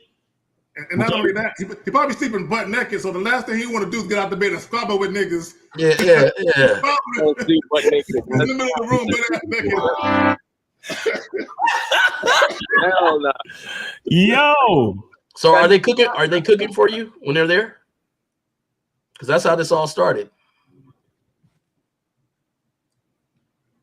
So are they cooking for you while they're there? Nah, girls on sleep with that respect, so they know what's up. Like, they have respect though. I could have swore that was the first question, but all right. Yeah, he did mention something about cooking. Let me ask you a real quick question, and we're going to pass it back to what Jay Woman was asking. Did you take showers with these women? No, like they shower at their crib or after by themselves. The only girl I show it if she like my girlfriend or something. Okay, all right, cool. At least you got a little bit of dignity. All right, go ahead. After 20 steps it expires, right? So I hope you wasn't doing nothing crazy with them. Because I tried it before and girls be feeling entitled and shit, so can't do certain shit with them. Exactly. But you can let them sleep over after a month, though. That's cool, right? No, after 2 weeks. After 2 weeks. Feeling entitled. Yo, them girls be feeling entitled, man. But after 2 weeks, you can sleep over though. Yeah, I just tell you, this is gonna change, man. When you get older, you realize your castle, no matter what your castle looks like, your castle is your home. It's your place of rest, your place of peace, and you'll start protecting it a little bit more. Yeah, not letting everybody into that zone. So you young right now, and a lot of stuff we go through different stages, but you can display the game in this stage and really start to understand that, hey, I gotta take care of myself because I got a future. So all pussy ain't gonna be good pussy. You're gonna have to understand that, hey, I just can't let everybody in this castle. So maybe we might have to make some other arrangements or something. Yeah. What's going on, bro? When I have my own crib, I might think a little different because I don't have my own crib yet. Like, so maybe that's why I feel like it's okay. You letting all these people over at somebody else's crib? You still at home with your parents? You still live with your parents? No, I live with my mom and shit. Oh, you live with your mom? So you putting your moms in danger too? Yeah. God. Oh my God. This nigga. I'm not in danger. I got my siblings in the house. I got brothers. You putting your brothers and sisters in danger? Nigga, while you sleep, is everybody else sleep? This nigga. Wait, where's your father at? Where's your dad? He's in Jamaica. Yeah, because if you was my son, ain't no bitch be sleeping over. Not at all. Not at all. No, hell no. And how's she gonna cook you breakfast? See, your story breaking down. What, you gonna go in your mama's kitchen and cook you breakfast? I know your moms ain't having that. Come on, man. For me, I cook breakfast for me. Like, No. Well, let's get back to what you said earlier. Because you when you first called in, you said something about chicks wanting to cook for you. Go into that. No, I was saying, what if a girl want to cook for you after you smash for the first time? Like, she want to cook for me at her crib, not my crib. It doesn't. Now at her crib. It doesn't matter. Now you at her crib. You already let her stay over, so she's catching boyfriend vibes from you, bro. So that's why she want to cook for you now. I keep it real with females. I tell them they only get me to themselves. So I think you need to focus on getting your own place, man. That's disrespectful the way you have all them girls coming to your mama's house. She don't want to see that. Yeah, I'm working on that. That's crazy, bro. You're right. You're right about that. All right, man. So do you have any other questions for us, bro?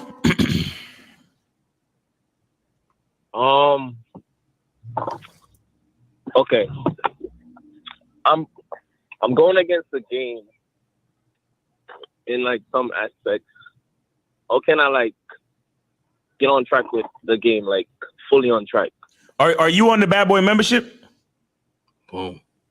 No, but I'm gonna get on it real soon. Okay, that's it. That's the answer to your question. That's the answer to your question. Because what you need is you need reference, and you can't be calling into our show all the time because we're not always on.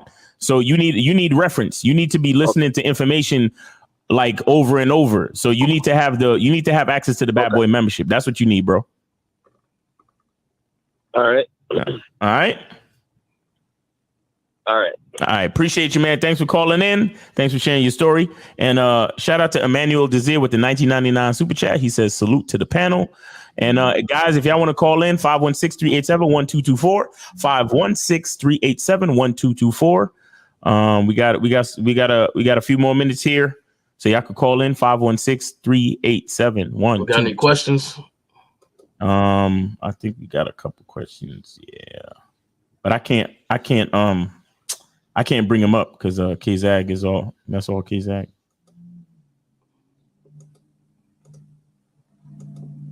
Zag, you there? I'm here. Yeah. Let's get to questions because we good on calls for now. So Emmanuel Dissar, I don't know if you got this one or not. Emmanuel Dissar with the 1999 salute to the panel. Appreciate you, fam. All right. So let's get to these questions. Hey, All right. before we start those questions real quick, I just want to mention this to the youngsters out there and to Willard. Like, growing up, or as we grow up in this game, you're going to make some mistakes, but it's the way you learn from it and the mentally decipher what you need to do next. And this guy was 24 years old. Seems like, he's comfortable with talking to women. They're coming over his crib and stuff like that. Or not his crib, his mom's crib. But he needs to mature up a little bit and understand what he needs to focus on a little more on himself, getting his own place, providing for himself, and setting some boundaries and discipline and stuff. So it's not the fact that everybody was just born with this glowing game about themselves. It's that we train your mind to be a little more disciplined, to take a little more focus, and to learn from every aspect. Either it's something that we've seen that we didn't want to go through, or something that we actually went through and we're never going to go through again. So, people, it's you got to start training your minds a little better to understand the information. And when he said, "What should I tell myself this or tell yourself some stuff. Get better with yourself. Talk to you. Hey, I'm not going through this anymore. I need to improve." And it's funny to me how people have been going through this. You've been training your whole life because your mom dressed you when you was a kid, and then you took that over. Right. Your mom fed you when you was a kid, or your dad fed you when you're a kid. You took that over. Teachers taught you when you was a kid, then you took that over. So the whole aspect of your life is you taking over mentally and physically on raising yourself. And all of a sudden, you still at 24 looking on somebody else. Right. So now that's a heavy point. That's a heavy point, man. You got to take over. That's a fact. I really like that point. Let's just straight up. Here we go. So if Jay Ham says how to not care about a woman's reaction before you approach. I'm not going to answer it. I'm going to let y'all answer it. I'm just going to say this about that. Some of you guys' questions, don't approach her, man. Don't approach her. Some of you guys, there are some guys where you have a mixed bag of results with women, and you just need a little game to put you over to where it becomes more consistent. Some of you other guys, you need help from the ground up. Because if you're worried about, if you got approach anxiety, if you're worried about rejection, you have a mental block. Mere words in 2 minutes will not help with your mental block. Y'all got it, man. Facts. I'll just say real quick. I mean, if you haven't really been paying attention to the show, the bottom line is to focus on yourself. So even when you're out approaching women, if you're focused on yourself, again, it's hard for you to really worry about what other people think. Because if you, again, even on approach, if you're focusing on yourself, you're thinking to yourself, well, this is what I wanted to do. I saw that girl. I found her attractive. I wanted to talk to her. Did I get to talk to her? Yes. Now, beyond that, we don't have to worry about anything because everything else after that don't have nothing to do with us necessarily. You understand? So if you're focused on yourself, you don't need to care about the reaction or the outcome of an approach, period. Because you're just like, did I talk to that woman? I wanted to talk to that woman. Did I talk to that woman? Yes, I made my approach. And that's all you're worried about. You're not worried about the outcome. You're worried about, did you do what you really wanted to do? Because you're focused on yourself. For me, I'm gonna say something my brother taught me a long time ago when I was younger, when I was sitting there afraid to ask my mom and dad a question. He said, what's the worst answer? The worst answer you can get is where you're already at. So there's no need for me to be afraid of nothing because the worst answer, I'm already dealing with that because I'm already there. I don't have it. So if you're going through life without it anyway, who cares? She says no, it doesn't. You're already there. So it doesn't really matter. You go approach, go from there. So this guy, I almost passed this question up, but I'm going to answer it, and there's the reason why. So Jug Season says, do you think massaging a girl's feet is simping? What's your thoughts on that? I would say you should never give a fuck what another man thinks about what you do. Shout out to Monogamous Player. He talks about back when he was doing his thing when he was single, he would massage women. I had a client. He would do the same thing. That's their thing. You know, they would tell women, hey, man, come over, man, let me give you this massage. And that would be their way to basically sexually entice the woman with the massage. Now, that's not my thing. I ain't massaging none of y'all motherfucking women. That ain't happening. That's not. I ain't got that kind of time on my hands and shit. You know what I'm saying? So I'd rather do something else with my hands and time and shit. But there are guys who like to, and I don't judge that. If that works for you, do you? That's all I gotta say about that. Yeah. I used to blow up an air mattress and like put baby oil all over that thing and massage them down and have them massage me down. And we have a good time. You know, it was just, it was a good time. You know what I'm saying? Right. But, you know, and you put your sheet down, you blow up that mattress, and I use pretty much the whole bottle of baby oil. We just glistening all over there, and we really enjoy our time and stuff. But, you know, but not everybody, though. You know what I'm saying? Just when I felt like doing it. You know what I'm saying? And I think, you know, if you feel like massaging feet, then that's what you like to do. Massage some feet. Yep. Like Zach said, why do we care about what other people think? Now, if you don't like to massage feet and she kicks her heels off talking about, can you massage my feet? And you wind up massaging it, even though it's disgusting you trying to hold back throwing up and stuff, then now you ain't representing yourself very well. So that's the only time I would think, hey, you need to correct yourself, represent yourself better. Facts. So we got a call just came in. Air mattresses was cheap too, by the way, just in case anybody want to do that. 769, you on the Manhood is a Skill Set show with K Zach and J Roman and Miles. Name, age, city. What's up? 24, East Areas, and from Mississippi. All right, what's going on? How to verbally, sexually entice a woman. Give us a scenario, and then we'll tell you what to say. Okay. I can't come up with a scenario. What was the last scenario when you had a woman in front of you and you was getting ready to sexually entice her? I was just looking at her body. You was just staring. You was alone with a female and you was just staring at her like a creep, not saying shit. Nah, I was saying some shit. So what did you say? I said that. Hey man, he's basically asking for the scenario on why you asked this question. So there's a reason why you asked the question. You got the scenario, your interaction with somebody, and just break that down. Okay. It was a female that was inside the store when we had went on break at my job.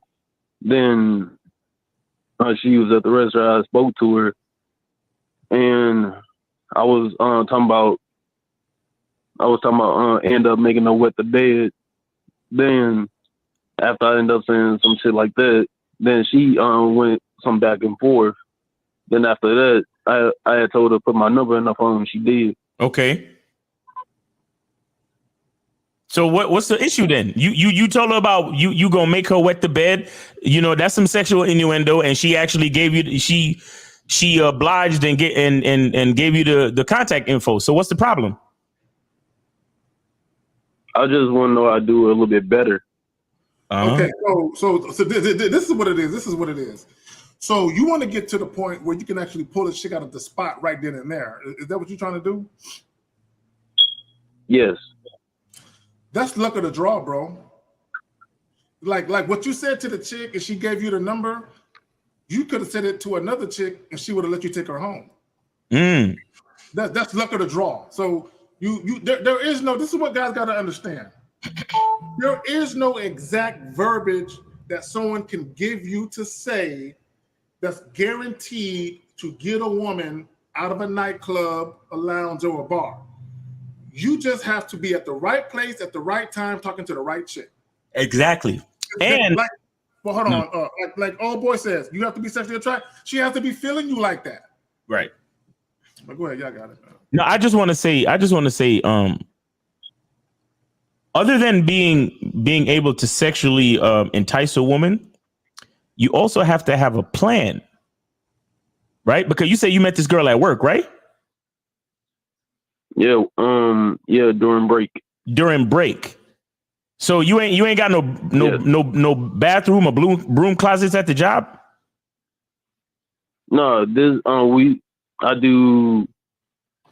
I do waste management. I'm back of the truck. I went to the store. Okay. My bad. All right. So you had no situation. So that's what I'm saying, though. But even if, like, you still got to have a plan to say, yo, look, shorty, I get off at 6:30.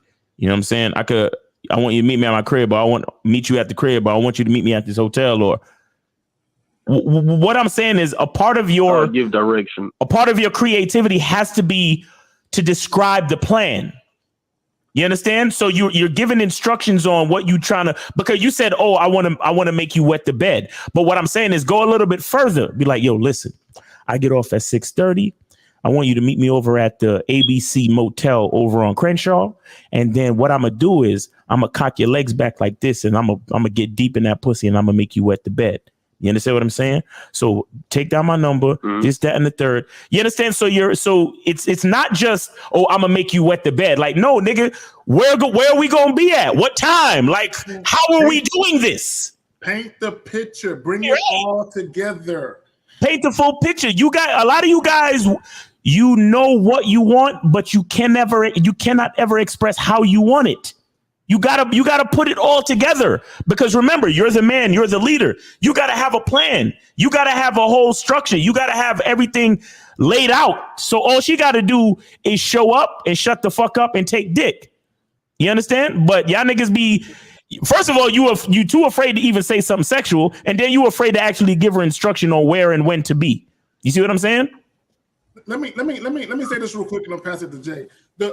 When you know, if you're talking to a chick and you already know for a fact that she's feeling you sexually, you don't got to say all of that shit. You can just be very bland. Like you could have said, girl, I'm about to take you to the crib and make you at the bed. She gonna go. She's good to go. But when you don't know for a fact, to Miles's point, I'm gonna hit y'all with a couple of words, and I want y'all to think about something. Imaginative, and I believe you used it earlier, Miles. Imaginative, creative with your verbiage, intrigue, curiosity. Descriptive. A sense of excitement. These are the things that women typically will feel when they're ready or they're considering the possibility of fucking you the same night. Right? Because you have to. I want guys to understand something. I really want guys to understand what I'm about to say. This is important. When you're dealing with a woman that you just met, right? Women have more shit to be concerned about than we do. They got to be concerned about being judged. Right? They got to be concerned with whether or not you even know what the fuck you're doing. Women, see, as men, most men, we don't think about the possibility of bad sex. It's not to say that it won't happen. We just don't think about it. Women have to always think about the possibility. If I have sex with this guy and I add one more notch count to my bedpost or one more body count to my sexual past, is it going? Because they'll do it for good dick. They don't want to do it for no trash dick, right? So when you're talking to a woman, you have to be descriptive. You have to paint a picture like fucking Van Gogh, Michelangelo. You have to paint this picture of what the sexual experience is going to be like with you. Right. And that woman. Yeah, go ahead. Yeah. And remember the conclusion that we came to earlier when we was talking to Willard. The way you present the scenario says a lot more about you. You understand? Like, because, you know, K-Zagan was saying, and, you know, and I think J. Roman mentioned it too. It's like, even though it's just video games, the woman will find it exciting if you present it in a certain way. Do you understand? So more than likely, the woman that you're talking to she has had sex before. You understand? So it's not just about the sex. It's about the man describing what the sex is going to be like. You understand? So she's thinking to herself, well, if he has enough detail and thoughtfulness to describe the sex in that way, then he might actually know what the fuck he's doing in the bedroom. You see what I'm saying? So again, you want to bring it all together. You want to have the sexual innuendo. You want to have a certain level of confidence and descriptiveness and imaginativeness about you. And then as well, you want to put it all together with a plan. You understand? Put it all together with a plan and instruction. Because y'all niggas, you know, you can't tell a chick, you know, get on your knees and suck this dick if you can't tell her, hey, meet me here at this spot at this time. You understand? It's all instruction. It's all leadership. And if you can't can't lead, then you will never get what you want from a woman.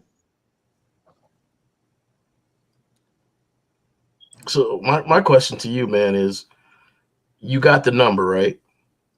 Was there something about your interaction that made you feel less confidence? That when you got the number, she really wasn't into what you were saying? No, I just want to know how I can end up being better at doing it with women in general. Okay, so then to me, it's something that Miles talk about, and I think I swore Mr. Justin put it on here not too long ago. You just got to do it often. Right. You know, my son, I have a son that when he comes to me, whenever he's trying something new, he always wants to cite to me that he can't do it. And I said, oh, son, all it takes is a little practice. And the more you do it, it'll get easier. So he does things and he understands that don't come to me after 1, 2, 5, 6, 7 tries saying you can't. I don't like the word can't. Keep trying and then it'll be done. So habits are made when we repeat it over and over again. And that habit, you'll start to learn how to decipher and to read body language and to understand and to put yourself in a position to feel a lot more confident when you mention these things. Right. Exactly. All right, caller. Yes. All right. Did you have any other questions before I let you go? Yes. Okay. What to do in order to build good? What to do in order to build good character as a man? I think you need to get on one of these guys' programs. Yeah, that's what I was about to say. That's you. Yeah, That's you might want to look into you might want to go to masculineidentitymembership.com and check out check it out. I'm already with someone on the panel. Oh, you already with somebody on the panel. So you got to keep getting coaching and keep doing what you do. How old are you? 23. You're 23. All right, so you're still kind of young. Now, let me ask you a question. Do you have an idea of the man you're trying to become if you're not that man yet? Yes. Describe him to me, the man you're trying to become. Confident, assured, financially stable. What kind of car does that man drive? What kind of car does that man drive? I'm thinking of either a Benz, Lamborghini. Benz or Lamborghini. What kind of house does he live in? Nothing too big, nothing too small. Medium house. 3 bedroom. 3 bedroom house. Yeah. How is his physique? What does he look like physically? Shredded. Okay. What does his bitch look like? Or bitches? Like, bitches. How many? He might have more than one. What do they look like? Appealing to his eyes. Right. So that's what I'm saying. What do they look like? Mine look like a listener. Some thick, some not thick. Other big lips, big titties.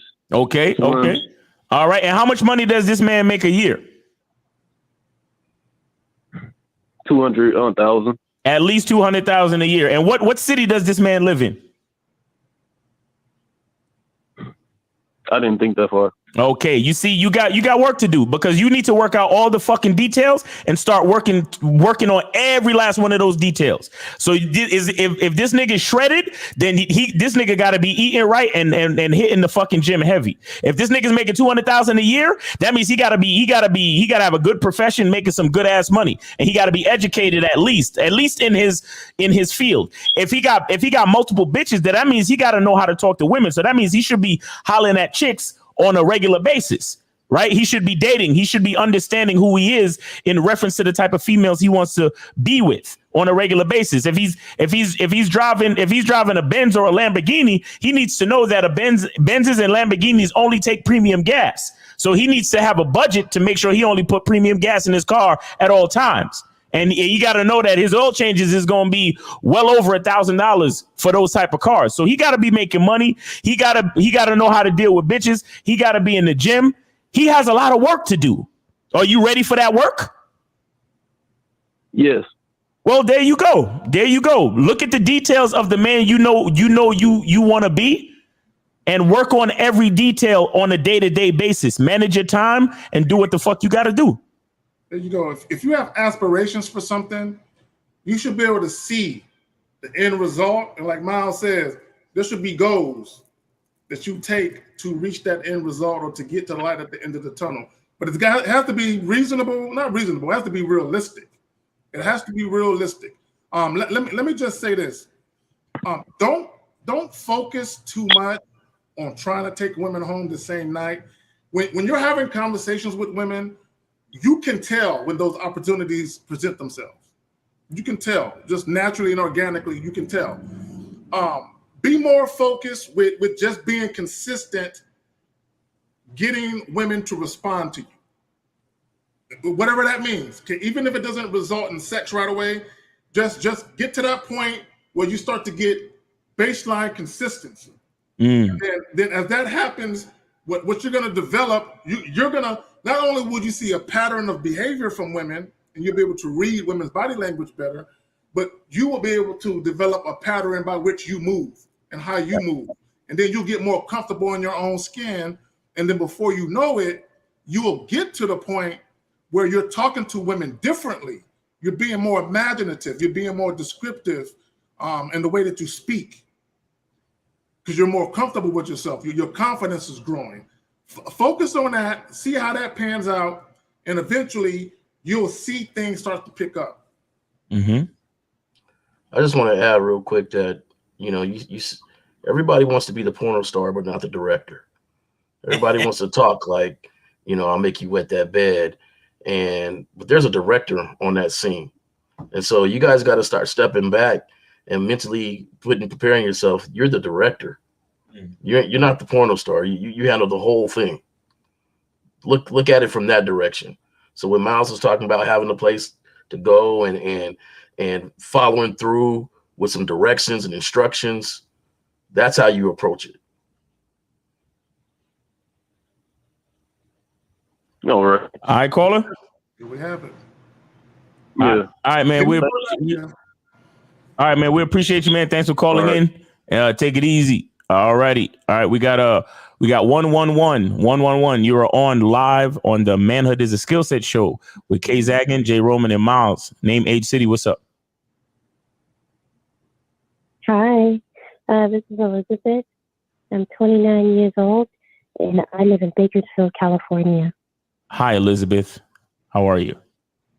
Hey, I'm doing well. Okay. You have a question for us today? I do have a question. So I'm dating a guy. Actually 2 days ago, I went on a second date with him. He's a 43-year-old man. He mentioned the term one-nitis. One-nitis is a term that I know is used by the red pill community, by Rolo Tomasi and other folks. Because he used that term, does that mean he's probably familiar with this community? Like, I'm a little nervous. I don't want to date men who are red pill, black pill, blue pill, purple pill. Let me ask the caller a question. Caller, let me ask you a question. Can you give us a little more detail as to how he used it? What was the context? Were you guys having a conversation? How did it work? So we were sitting at dinner, and he mentioned I asked him about his previous relationship. He said that he had one-nitis for this girl. He put her on a pedestal, even though she ended up being in love with an ex-boyfriend that she refused to, I guess, truly break up with, because during times that they were supposed to be together, she would cancel plans with him to meet up with her ex-boyfriend, provide him a birthday cake, all this other stuff. So okay, wait a minute. Let me stop. He told you all of this? Yeah. Wait, and this was the first date? This is the second date. Second date. And how long have you guys been corresponding? We've been corresponding roughly for roughly a month now. A month. Okay.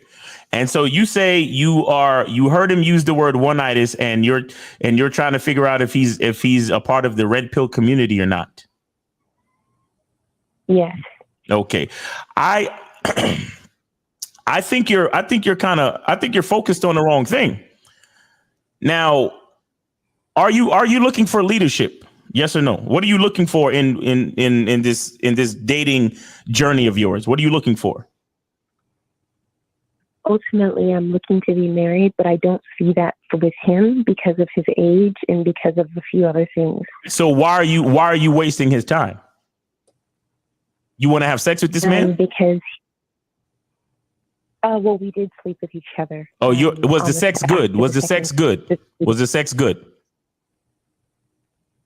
It was okay. I told him. Okay, so the sex is mediocre. The sex is mediocre, and you don't see yourself marrying him. Why are you wasting time, or are you just using him for attention and dates? What are you doing? Well, I mean, it's to have fun. And the thing about it, I said the sex was okay. It doesn't mean that it can't get better.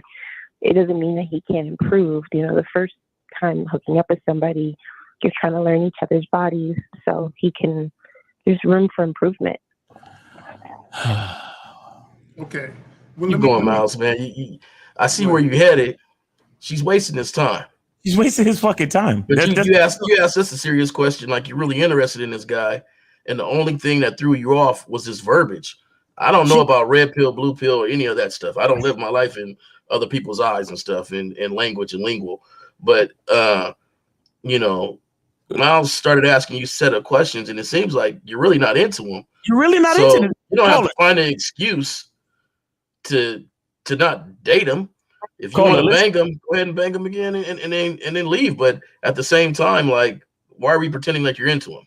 Yeah, Caller. If you were truly into this guy, he could have said a million words from the red pill community, and you wouldn't give what they call a fuck because you were actually interested in him. Do you understand that? No, I am interested in him. Obviously, like if he asks me to go out again, that's why I like talking to. That's why I don't really I don't really put too much time in conversing with women because. And please don't take any offense to this, but your species, all you do is say what you feel in the moment. You never actually say the truth. If you were truly interested in this man, him using one single term like one-itis would not be deterring you from continuing to want to get to know him. You have issues with how much you actually like and are interested in this guy. But K-Zagan, go ahead. Oh no, let me ask you a question. Has this guy expressed a desire to date you in any fashion other than casual? Is there an understanding that what you guys got going on will never be serious? Like right now, he's looking for a wife. He wants to be married. He said he enjoys getting to know me. He hasn't said anything about wanting to be in a serious relationship with me. So that's fine. Maybe he's playing me. Okay. So to your knowledge, he doesn't look at you. And how old are you again?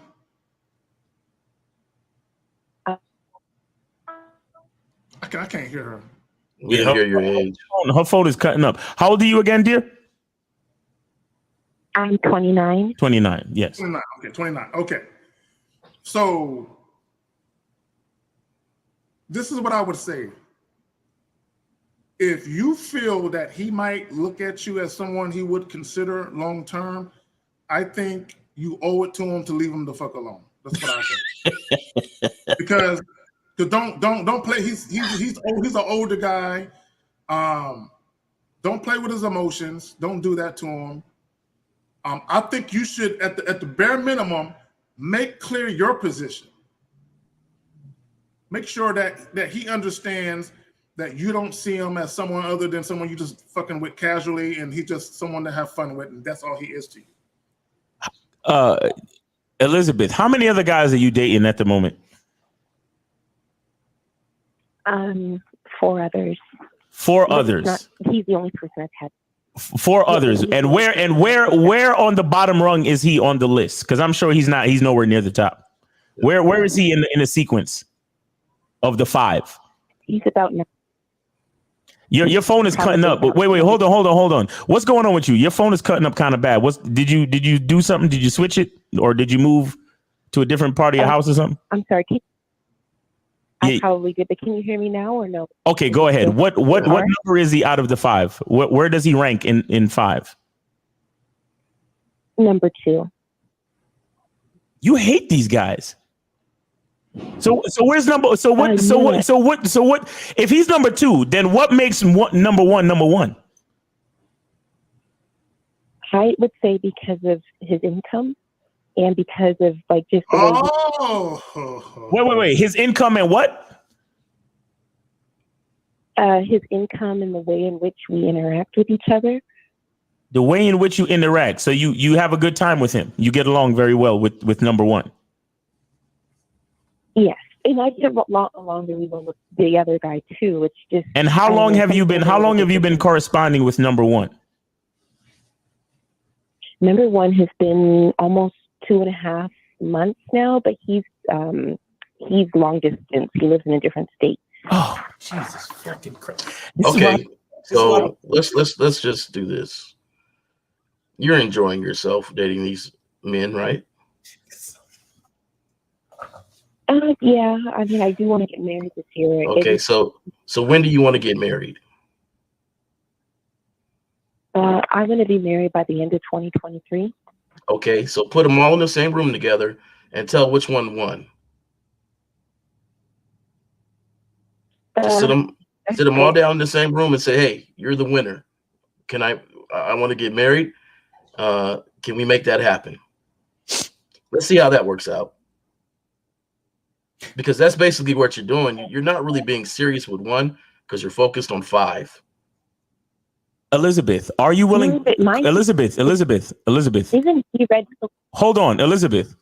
Are you willing to move to where number 1 lives? Yes, if he were to propose marriage. So if he was to propose marriage right now, you're packing up your shit and moving, switching jobs and everything.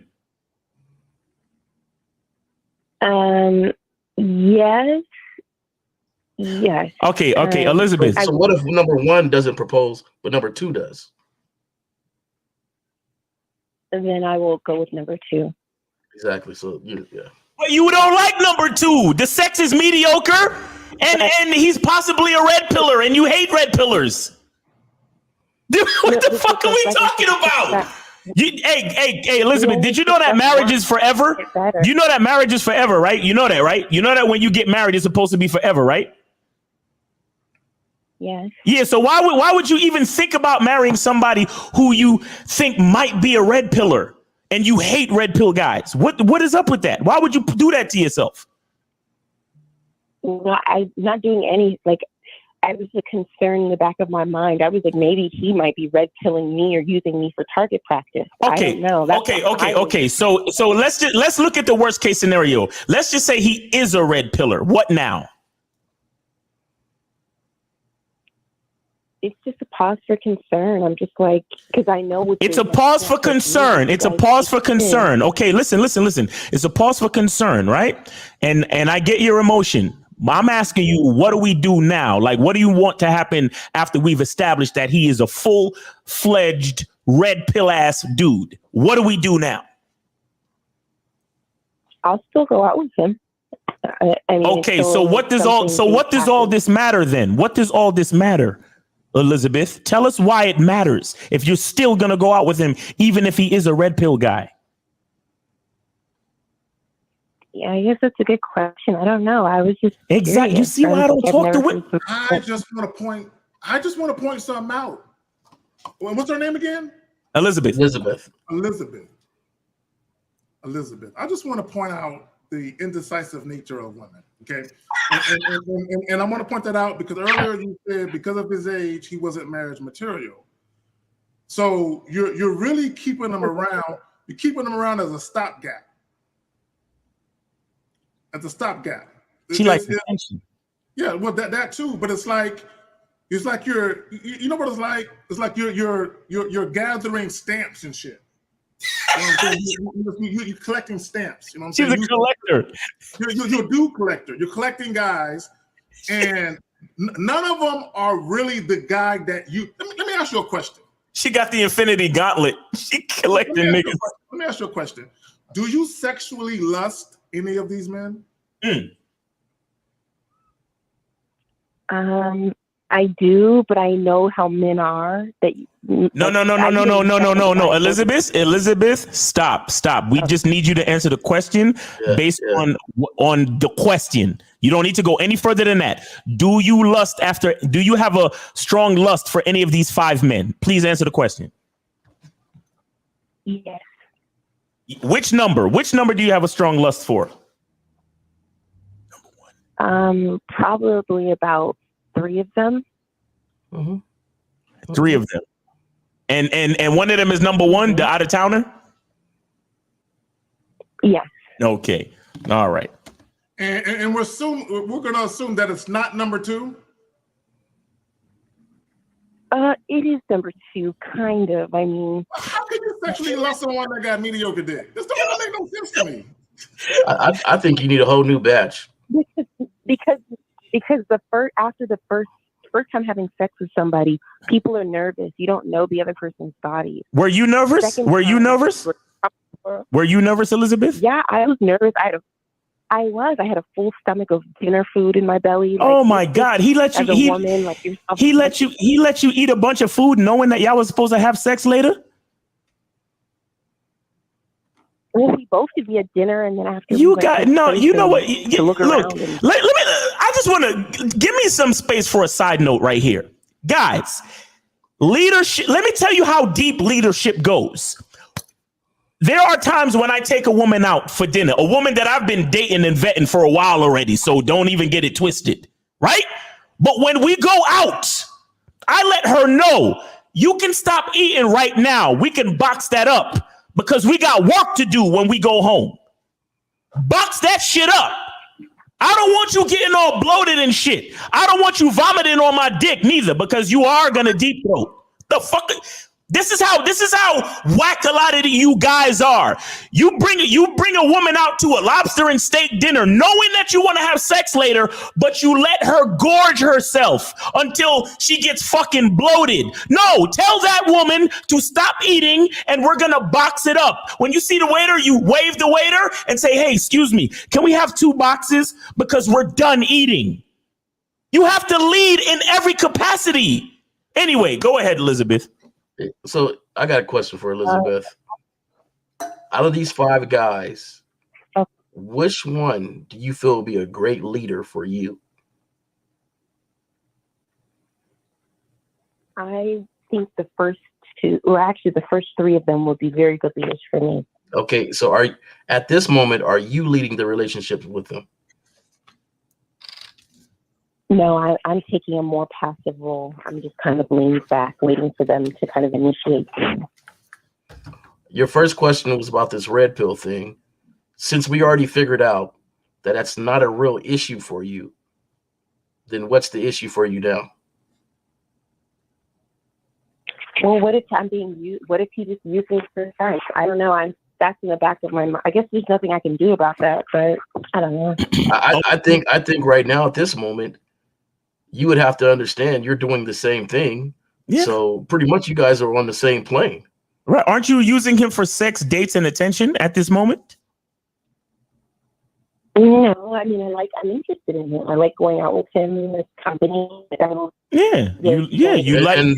You like the attention, time, and energy that he spends with you. Yes. Do they know about the other men?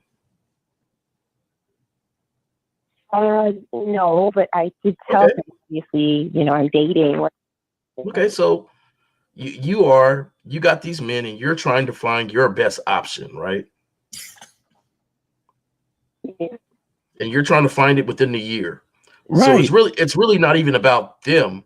It's about that you got plans. Your priority is to be married and financially secure within this year. Right. And I heard you use the word target practice. So with the 5 men that you're dating at the current moment, aren't you doing a little bit of target practice yourself, Elizabeth? She's sniping them. Probably with my text communication, practicing my feminine energy. That is true. Okay, so target practice is target practice, which whatever you using, whatever gun you're using to shoot, it don't matter. Target, because this guy who you just went out on a date with, he could be using his red pill philosophies for his target practice, right? And you're using feminine energy and so on for target practice. Bottom line is everybody's playing target practice. You understand? So what makes you better than him? If you're playing target practice and he's playing target practice, being a red pillar, what makes you better than him? Nothing. Absolutely nothing. Right. Exactly. So the bottom line is this: you calling up and asking, "Oh, is this guy a red pillar because he used the word one-itis?" is absolutely irrelevant. You should be focused on trying to find a man who makes a good leader. That is your number one focus if you really want to be married by the end of 2023. Do you understand me? I hear. I guess one little thing though, but like a man can be a leader, but that doesn't mean he wants to lead me. And like, how does a woman That's true. like How does a woman do what? Say that again, Elizabeth.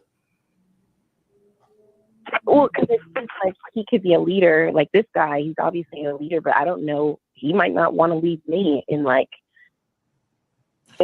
so I got a question for you. You mentioned these 5 guys. Is there a 6th guy in there that's knocking your socks off sexually? The one you didn't mention. Having sex. Yeah, the one that really, like, you're going over his house and it's going down.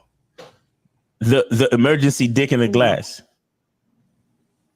No, there's none. There's no. Okay. There's none. Elizabeth, I have a question for you. While y'all here gallivanting and having yourself a very great time, are you using protection, ma'am? Yes, I am. All right. All right, real quick, Elizabeth, listen. So you have a time constraint, right? You have a time constraint. What if you find out that one of these dudes steps up and starts to become a really good leader, but they're not trying to get married in 2023. They need some more time to vet the relationship and create more consistencies between you and them. What say you to that? I would have to pass. You would have to pass. I'd have to pass. You would have to pass. So the most important thing is that if you don't get married within the next you don't give a fuck which one it is. If you don't get married in the next 12 months, you got to pass on all 5 motherfuckers, huh? Yeah. Okay, exactly. Because the most important thing is the time constraint, not the actual character and the leadership qualities of the man. Yes. Well, a good man is a decisive man. Men are way more decisive than women. Yeah, he could be decisive. He could be decisive and say, yes, I elect to be your leader. But as your leader, we're not getting married till 2024. Now, but I do want Elizabeth to understand, though, while you're looking for a decisive man, you yourself are indecisive. I just want you to know that. He's a woman. Yeah, I'm emotional. Yeah, you're a woman, Elizabeth. It's okay. It's all right. Yeah. The only thing I'm saying to you is, be careful with because you see, you claim you're looking for a leader, but with you putting time constraints on things, you actually sound like the boss. So that kind of contradicts your plight for leadership. Do you understand that?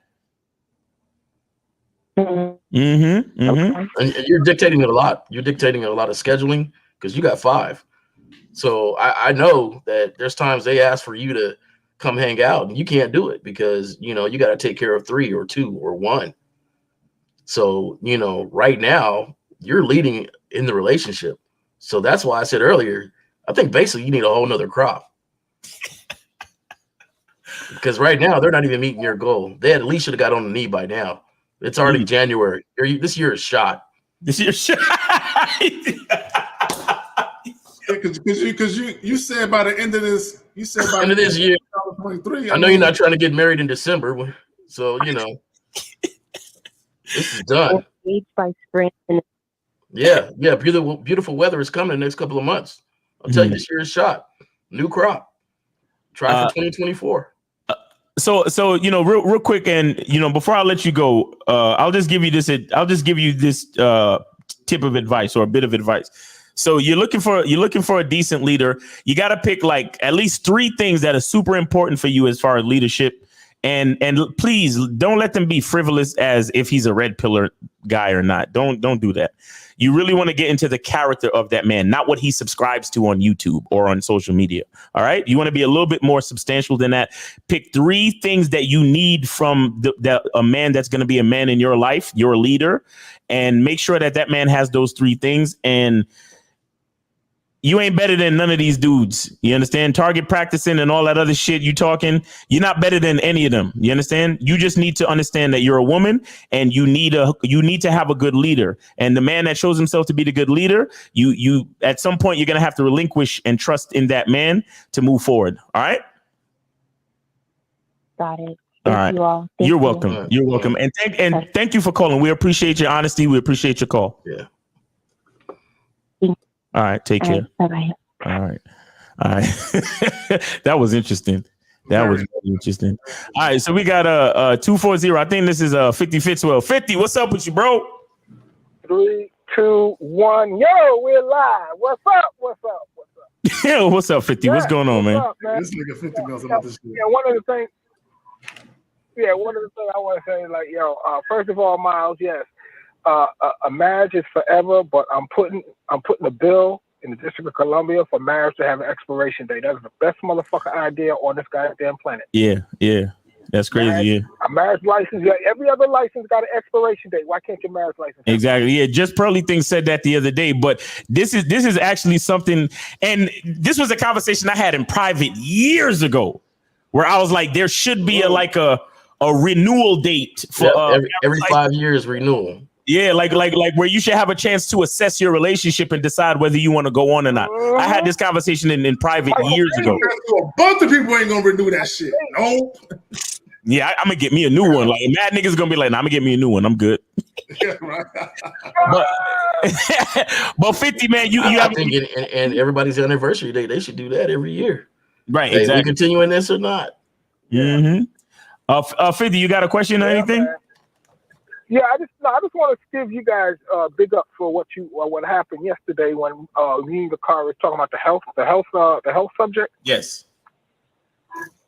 There was actually somebody who reached out. They found me. They reached out because they heard they were live and they had a health issue. Right. They were in the South, and right. I did refer them to someone down South. So thank you. That shit worked. That's what I'm saying. He was concerned about something. I said, I know some people down there. Go look them up. So I appreciate that, man. Yes, sir. Yes, sir. That's what this shit is for. Yes, sir. Glad to make the connection, man. Because we all got to help each other right here, man. That's a fact, man. All right. I appreciate it. Yes, sir. Man. We appreciate you too, man. All right, man. Talk to you soon. Be safe out there. All right, 50. Peace. All right, 50, man. All right, so we got 469. 469, you're on live with the Manhood is a Skill Set show with K-Zag, J. Roman, and Miles. Name, age, city. What's up? 469. My name is Jeremy. Age is 29, and city. Right now I'm in Delaware, but I'm from Texas, though. But I'm out here visiting my kids. Okay. But I was calling to see how do you deal with So I'm not gonna lie. I used to be like a fuckboy. And ask a question. You was gonna ask. Wait. Go ahead and ask a question. You was gonna ask a question. Go ahead. Okay. How do you deal with it? How do I deal with a woman who's being disrespectful, but I really just can't get rid of her like that because we have kids together? Now what? Now okay. Now we can get into the details. Did you want to say something, Zach? I just want to say I hate when guys say you can't get rid of a chick because y'all got kids together. You're just afraid of the child support. Because you can get rid of now, you can't get rid of her in the sense that she gone and you ain't got to deal with her no more. Because you're always going to have to deal with her in some capacity because you share children. But see, this is why black men be down in y'all 50s and shit. You know what I'm saying? I said y'all like I'm apart from the group and shit. Because y'all be stressing yourselves out dealing with women who aren't worth dealing with. Facts. Okay, just because you guys have children together doesn't mean she's worthy of your time as far as being your woman, whether it be your wife, girlfriend, whatever it may be. You can get rid of her in that sense. Like, hey, look. I will always have mad love and respect for you as the mother of my child or children. But as far as my lady, you fired.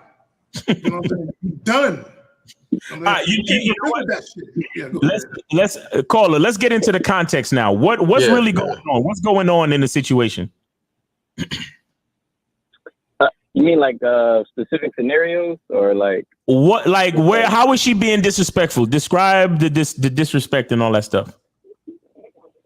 Okay, so like we got into like a little argument. What was it? Yesterday or the day before that? And it's just like a built up tension because I'm really down here helping her out with the kids. Okay, so hold on real quick. Hold on. So you say you live in Texas? Yeah, I live in Texas. So you're out in Delaware where she stayed with the kids? Right. And you're staying there. You're staying there for how long? So I'm trying to get my plane ticket to leave as soon as possible, honestly, because what I came down to do, I accomplished it. So so y'all have like a long distance relationship with the kids and this and that. Is that what I'm hearing? No long distance relationship, but like she. Okay. Amen. This is Jay Roman. We're gonna need the answers to come a little quicker.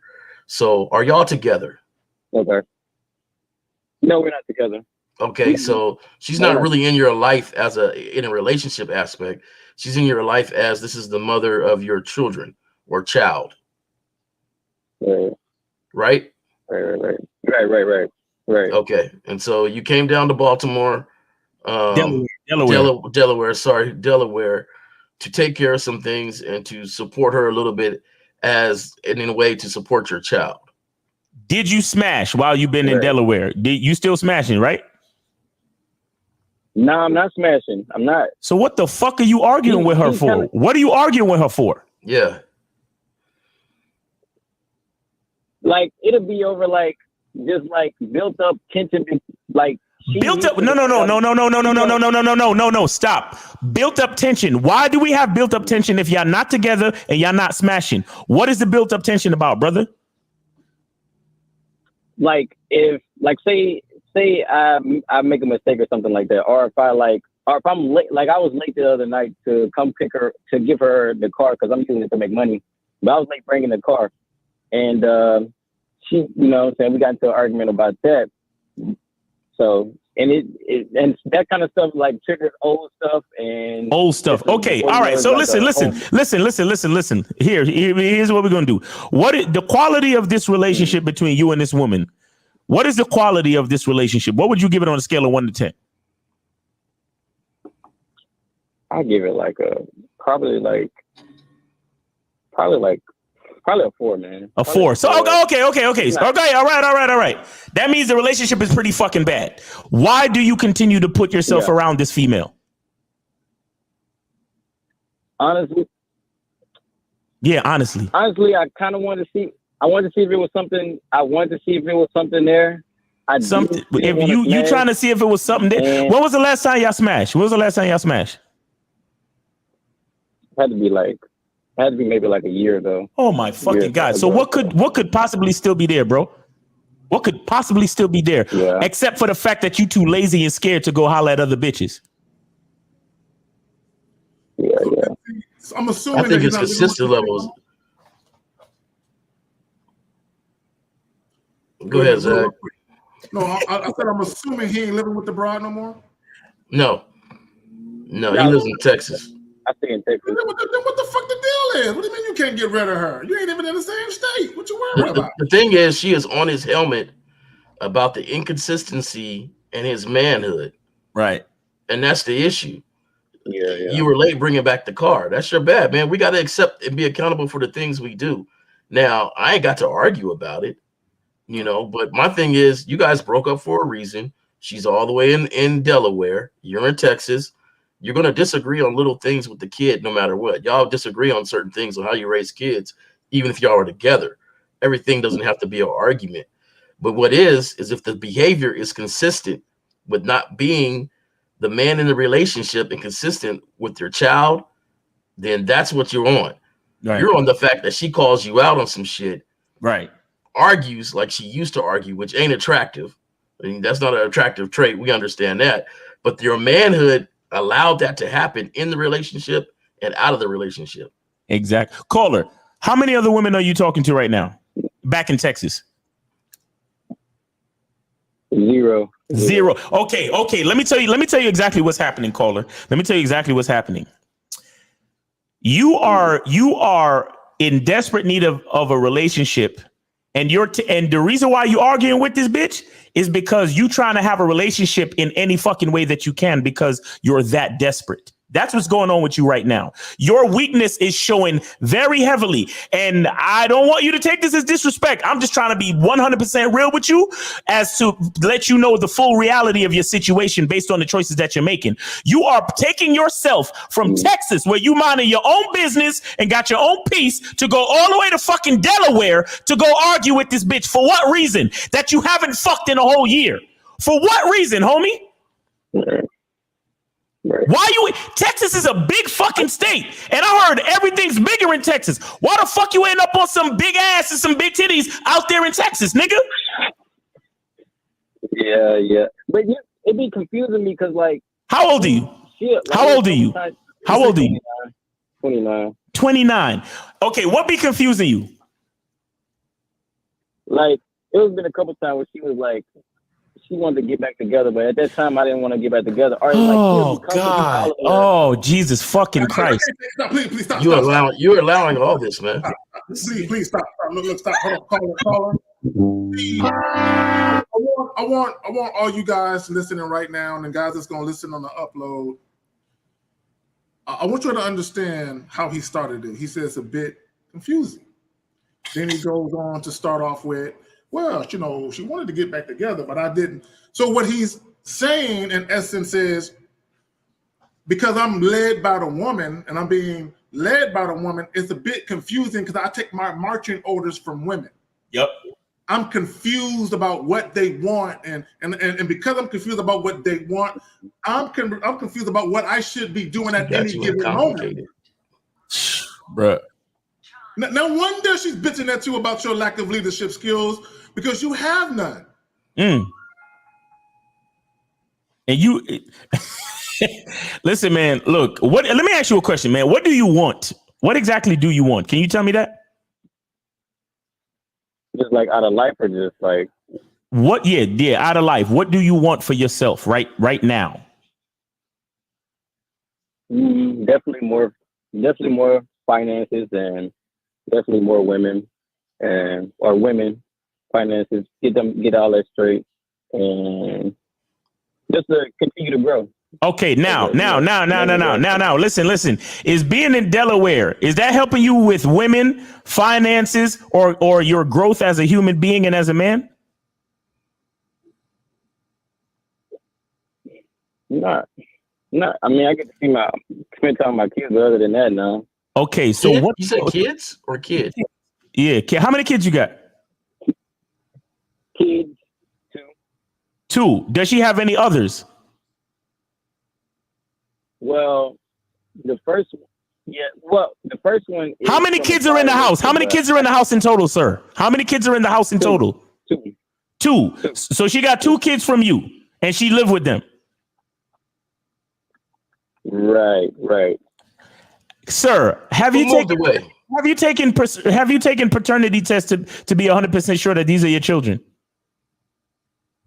The first one is not my child. Oh my God. We were married, and I just took over that mantle basically. But the second one, I didn't get a paternity test.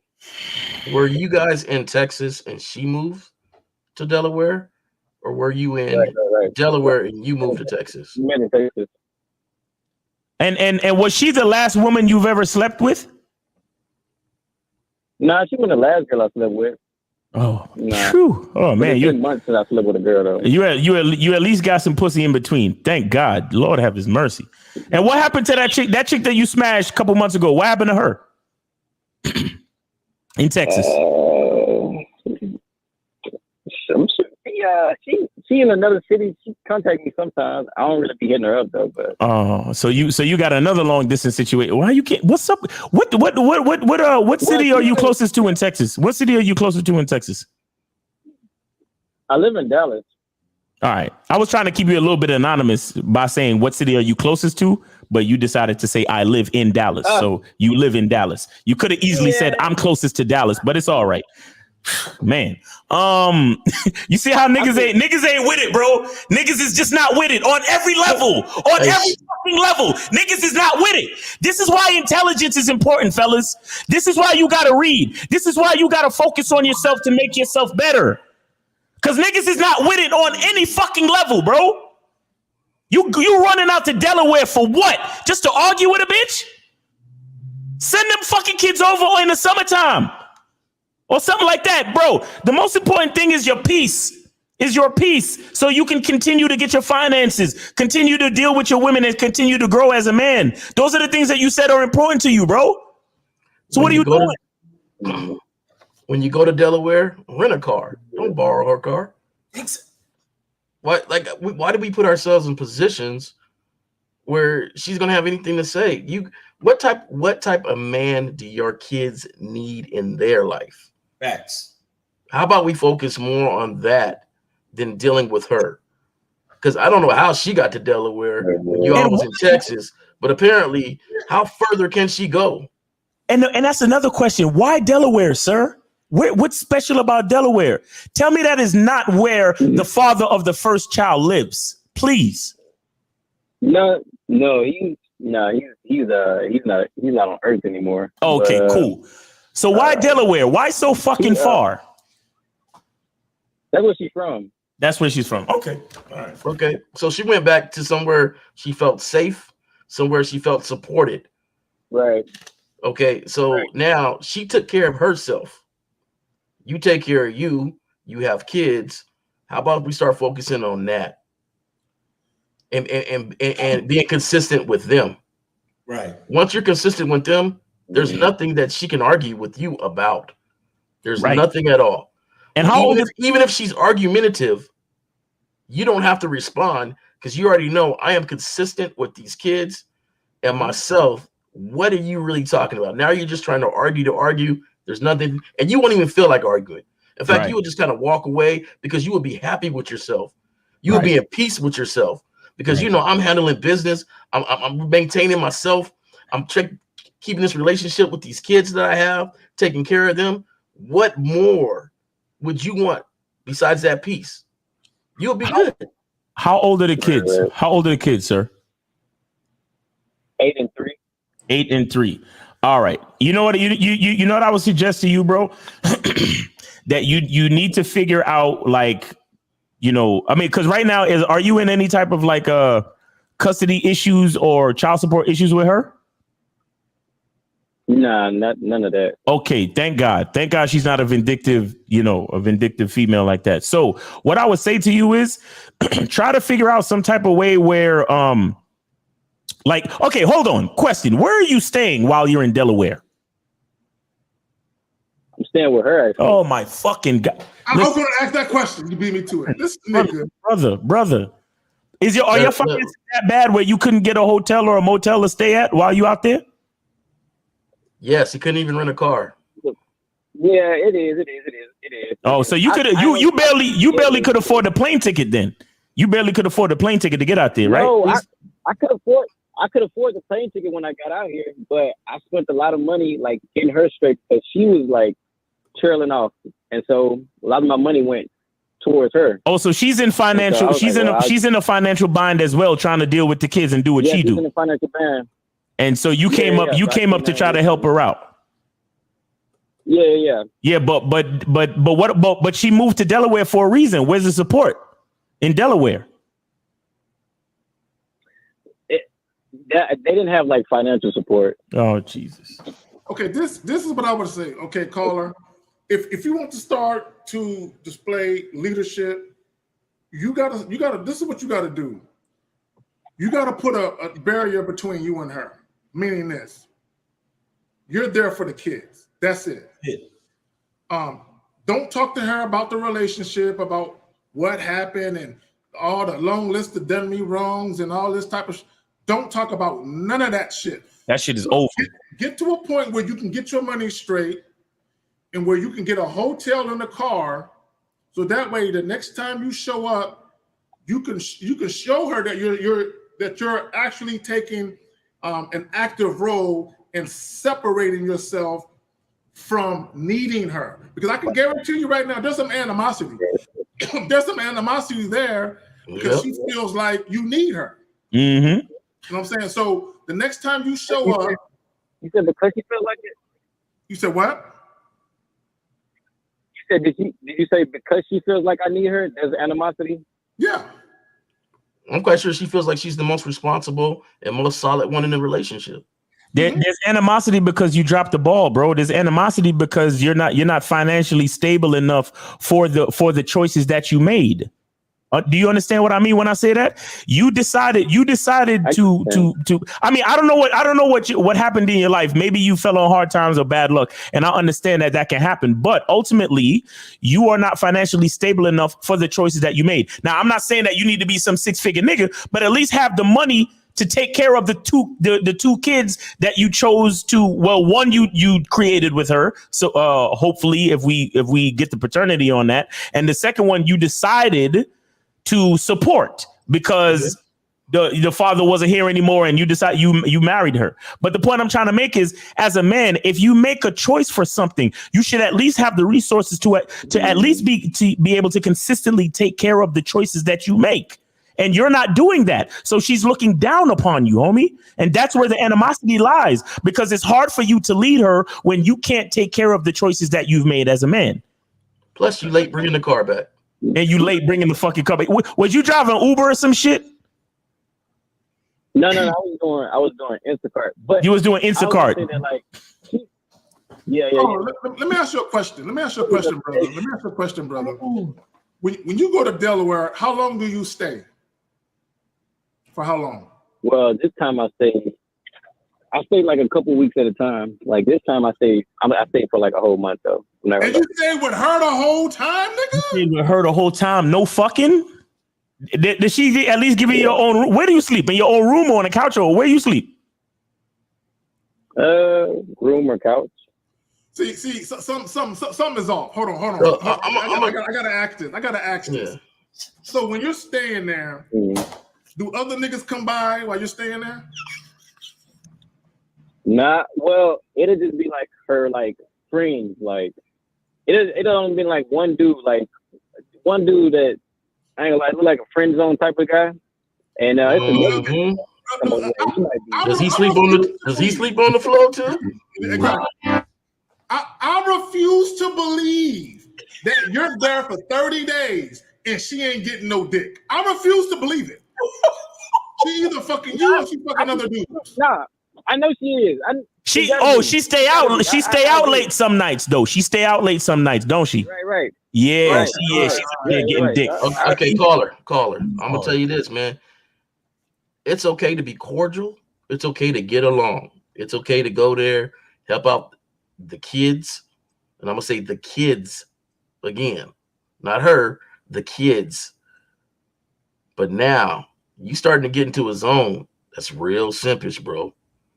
You standing with a woman that doesn't respect you enough to not have her dudes come through when you're there.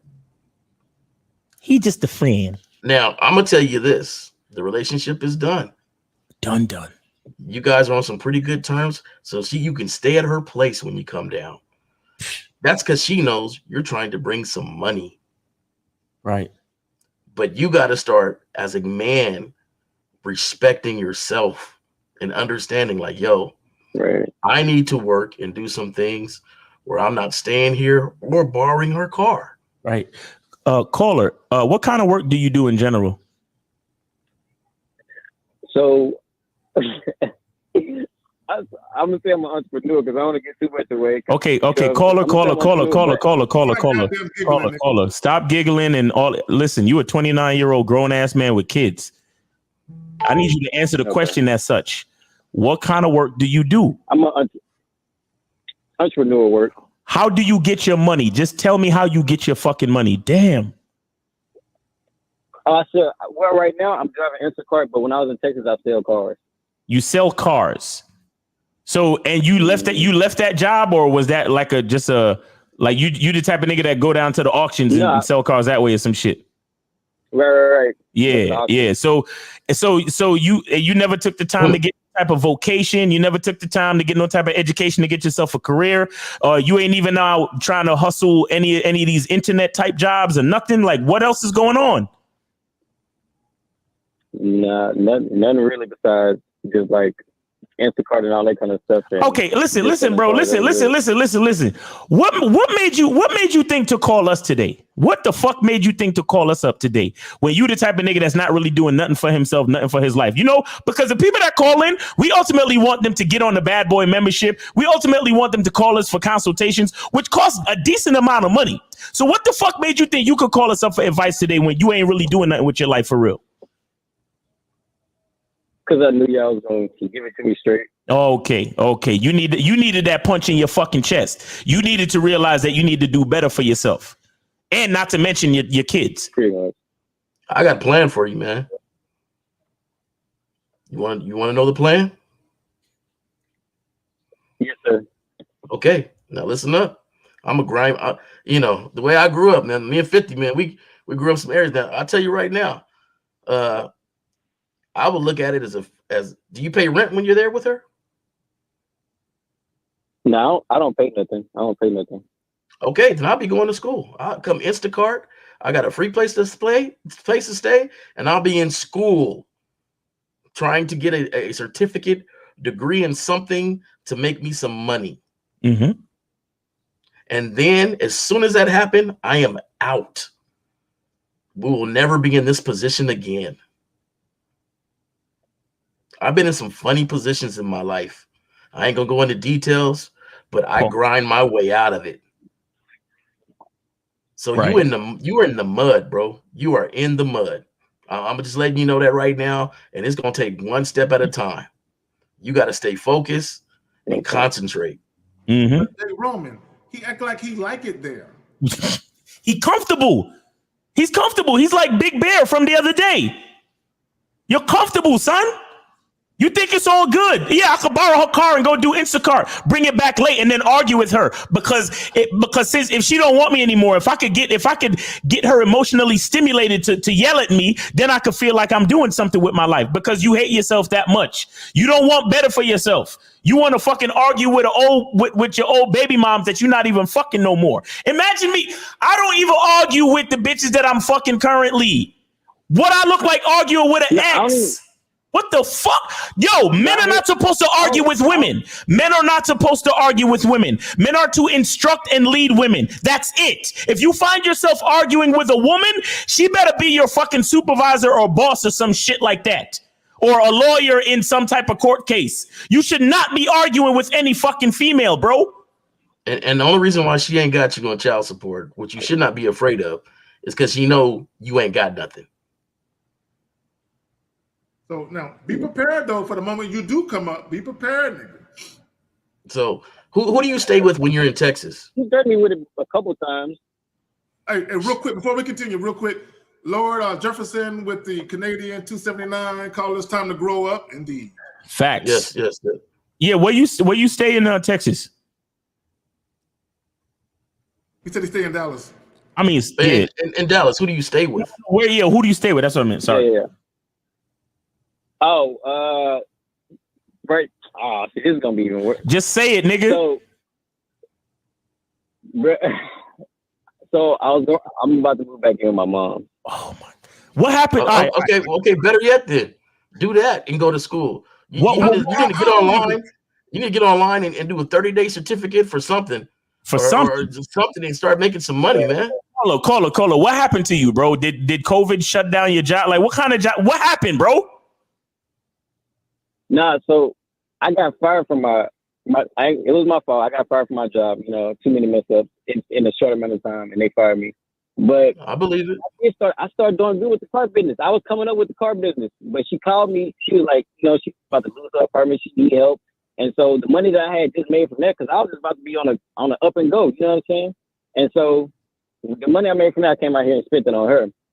And why didn't you just send it to her? Yeah, exactly. Why didn't you just send her the money or send her some of the money? Well, because she didn't have money for we couldn't get our son in daycare. That's what it was. We couldn't get our son in daycare. So just spending money wouldn't be enough. So I came out here like, all right, I can watch him. So you came out, okay. So you came out to play daddy daycare. While she goes out at night and get her back blown out, and you watch the kids. That's what you decided to do with your life at 8:29. So you cut your resources and your money stream. And you cut your resources and money stream and the opportunity to work a second gig to go out there and do daycare. Right. Have you at least figured out the car game in Delaware? Have you at least did research so you can figure out how to sell cars in Delaware? Nah, I ain't, because I wasn't going. Nah, I didn't do it. I wasn't planning on staying up here like longer than this month, and I was gonna go back there and just finish what I was doing in Texas. No sense of direction, bro. All right, listen, man. J. Roman, finish with your plan because we got a bunch of other calls and it's overtime, bro. Okay, it's simple. I already said it. I hope you was listening. Well, yeah. Go, take your ass back to Texas, sell a bunch of cars, or get online and get a certification for something. You gotta start making some real money, bro. It's a wrap, man. You gotta make some money, bro. You sound like you don't focus on any woman right now. Yeah, it don't sound like you can concentrate and do both because you left the job to go play, to do daycare. What she needs is some money for daycare, money for, I don't know, Pampers, whatever. Right. Okay. So but you gotta grind. You gotta stay in Texas. Grind. All right, bro. And maybe you could, bag the shorty at the car auction.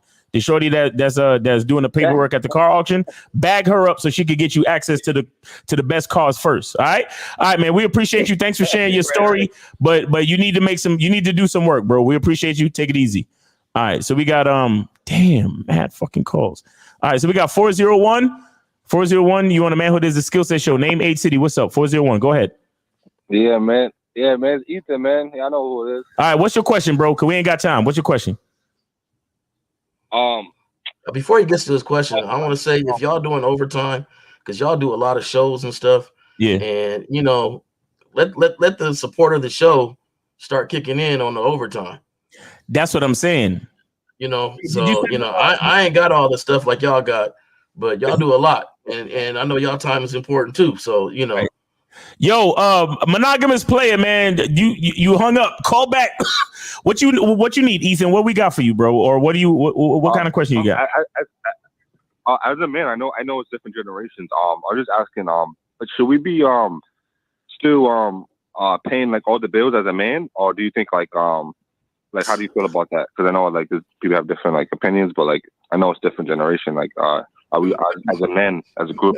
Let me answer this. Let me answer this real quick. This is giving me a headache thinking about this shit. Every man is responsible for his own dominion or his own domain. You do whatever it is you want to do. If you want to pay all the bills, pay all the bills.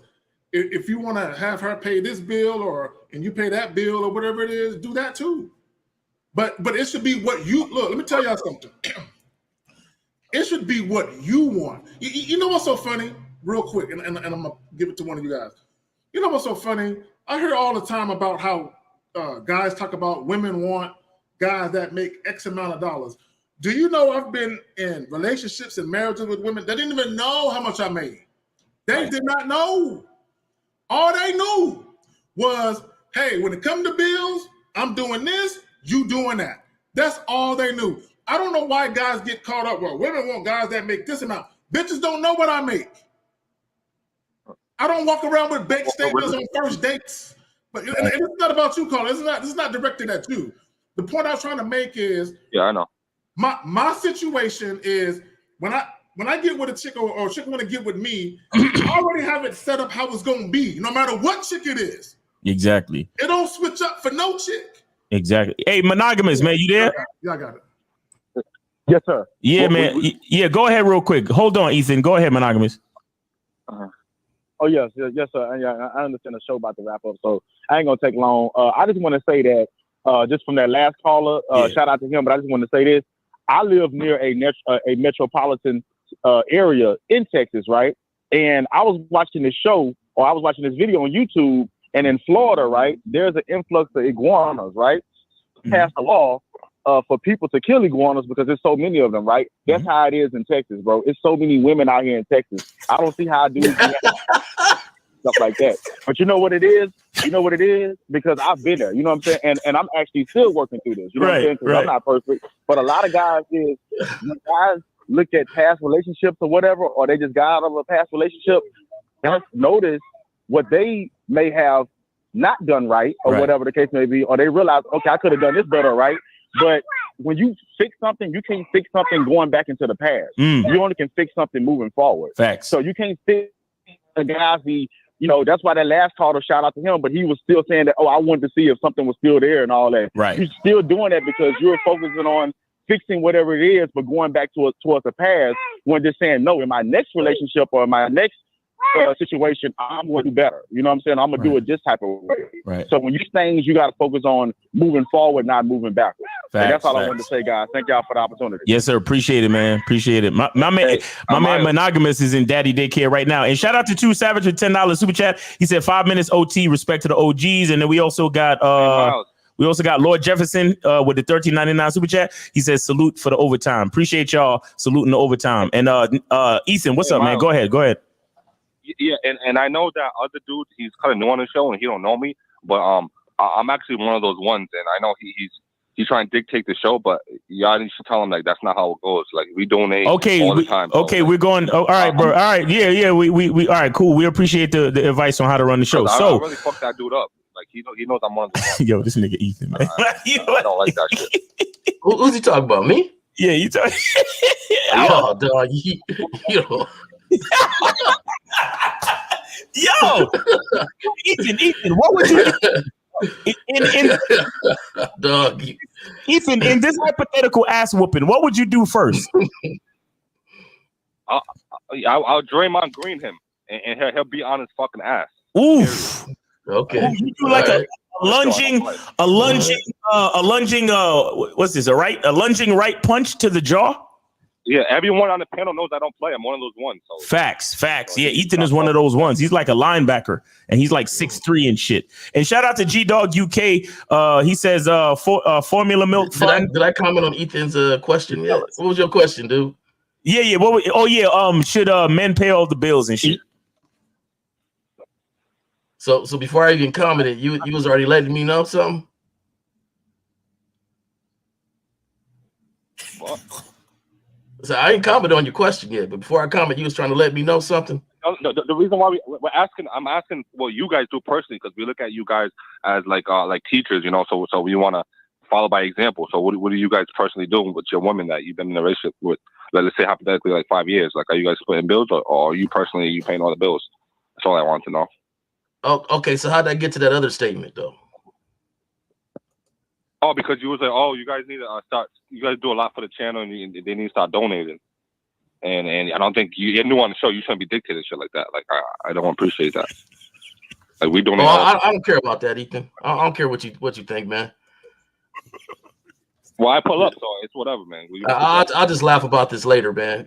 That's funny, man. I'm one of those ones. I'm just letting you know. So don't play with me. Okay. All right, just as long as you know, bro.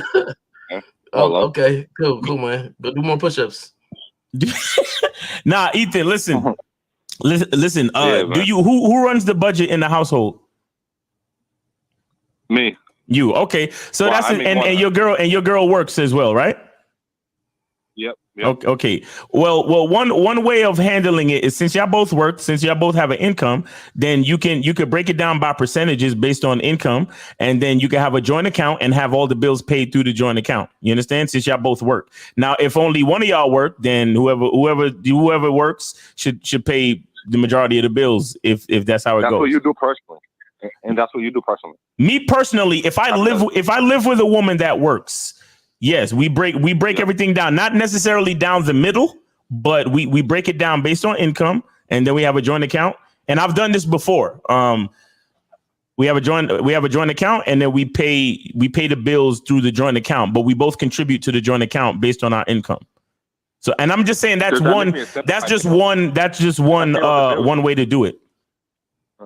But if I pay all the bills regardless of what she makes, does that make me a simp? You think? What responsibilities does she have in the house that you are dictating? Yeah. Well, she only pays for food. She pays for food. Okay. And did you dictate that? Did you decide that? Yeah, basically. Okay. Yeah, if that's how you want to run your house, then that's how you want to run your house, bro. That's Are you eating steaks and shrimp and lobster and stuff that you like? I don't know if you like that stuff, but is that what you eat? No. But are you eating what you like? The stuff that you like? I'm eating with the family, like, yeah. No, what about what you like? Are you eating what you really like? No, because then because I like things totally completely different from then. Then that will make the grocery bill like it will make the bill really high.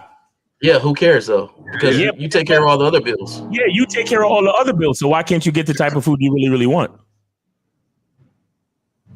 Because then there'll be no more money left for my daughter to eat or her to eat.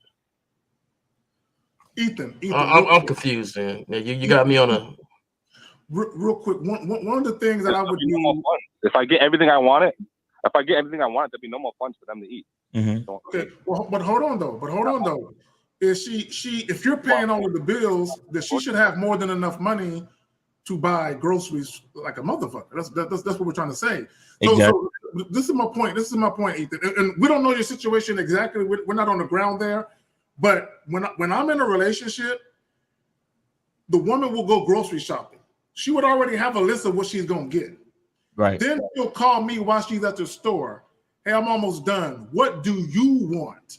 Meaning, if you want shit separate from, because she's already buying the meat and everything else. Right. But if I want some shit separate, you know what?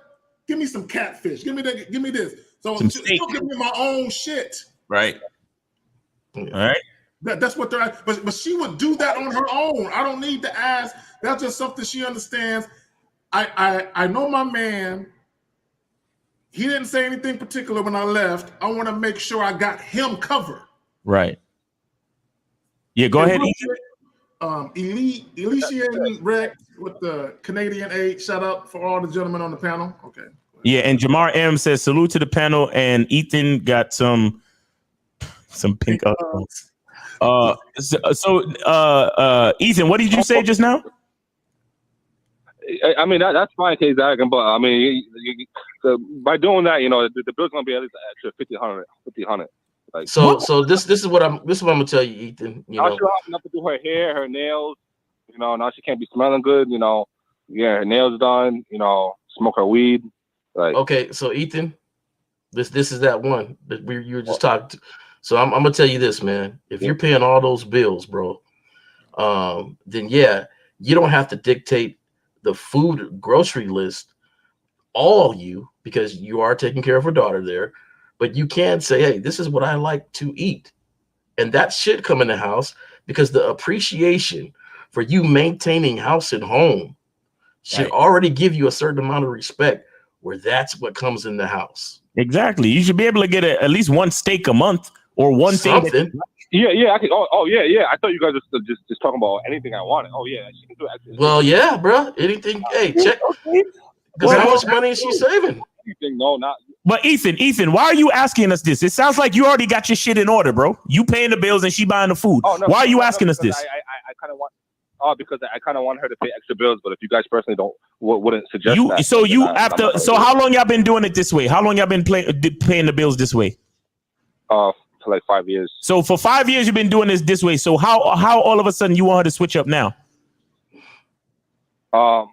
Just because I feel like that's a lot of bills I'm paying. Just personally, like I sometimes I feel like I'm a simp. For paying all these bills. You feel like you're a simp. Who told you that you're a simp? Which one of your friends were you talking to? The red pill and all them people, them guys. Oh, okay. So the red pill got you questioning how you're leading your own household. Yeah. All right, man. Look, Ethan, you gotta have more trust in yourself, man. There's no more I can say other than that. If you run your house the way you run your house, one thing I'll tell you though, if you try to switch up the consistency of how the bills have been paid in the last 5 years, just now, and your only explanation or reason is because you heard some shit on the Red Pill channel, your girl is gonna lose respect for you. I'll let you know that right now, okay? Because now you're showing inconsistency, and your inconsistency is not even based on your own identity. Your inconsistency is based on a bunch of YouTubers. You understand that? And caller, real quick, I'm assuming that you don't need her to pay it. You're good. Correct. Yeah. What? Yeah. Now, one other question: are you at least saving for the future and retirement and shit like that, or y'all just spending y'all just living paycheck to paycheck? A little bit. No, I'm putting money away. Okay, good. Ethan, in your situation, this is what I would do. Back up. Ethan, I'm gonna tell you, in your situation, this is what I would do. Jay Roman, because you spend a lot on those bills and take care of the family like that, which to me that's commendable. That's how I do things. Well, then you should start delegating and coming to her and saying, hey, let's start putting some money away, and that'll be her responsibility because your money is already used to live now. Right. So I'm going to make a plan for the future that includes her. So she should start saving more money and providing more money for vacations and things like that, because she has freer money. Right. Because you can squeeze a grocery bill down to $200 or something, or you can make it as fat as you want to be, like you said, if you get what you want, the steaks and all this other stuff. So my thing is, we always have a future plan. We always got somewhere that we are heading to as a family or an individual man. She should be a part of that, and her money should help out with that. But she works at daycare. She only makes $13.50. That's not a lot. Okay, that's not a lot. All right, well, hey, okay, all right. Keep your plan together, bro. Thanks for calling, Ethan. We appreciate you, man. All right, talk to you soon, and Happy New Year, because that's the first time I'm talking to you for the New Year. All right, yeah. Fuck you too. Eat a large bag of baby dicks. All right, take it easy, buddy. All right. What did he say? He said "fuck you, K-Zaggin" for no reason. Like he said "fuck you, K-Zaggin." Yeah, he did say that, but it's all right. All right, 210. Where you at? 210. Okay, don't have a bad day. Run up on me in real life. I would tell people that. 210 is not nice. Okay, and then we got 513. 513. Make it quick. 513. Hello. Yes. Yeah. How old are you? I am 31. What's your question? My question is, my girl and I got into a little thing, a little argument earlier this week. What's the question? What's the question? One more time, please. Give us the question. My girl's birthday party is today, but I'm wondering if I should go. You want to know if you should go because you had an argument? Yeah, because she said earlier this week that we should be on a break. But then we talked about it, and then she got really emotional, and she just needed someone there. Oh my God! How long have you been? How long you been talking to this girl? How long you been dealing with this girl? Oh, she's my girlfriend. How long have you been dealing with this girl?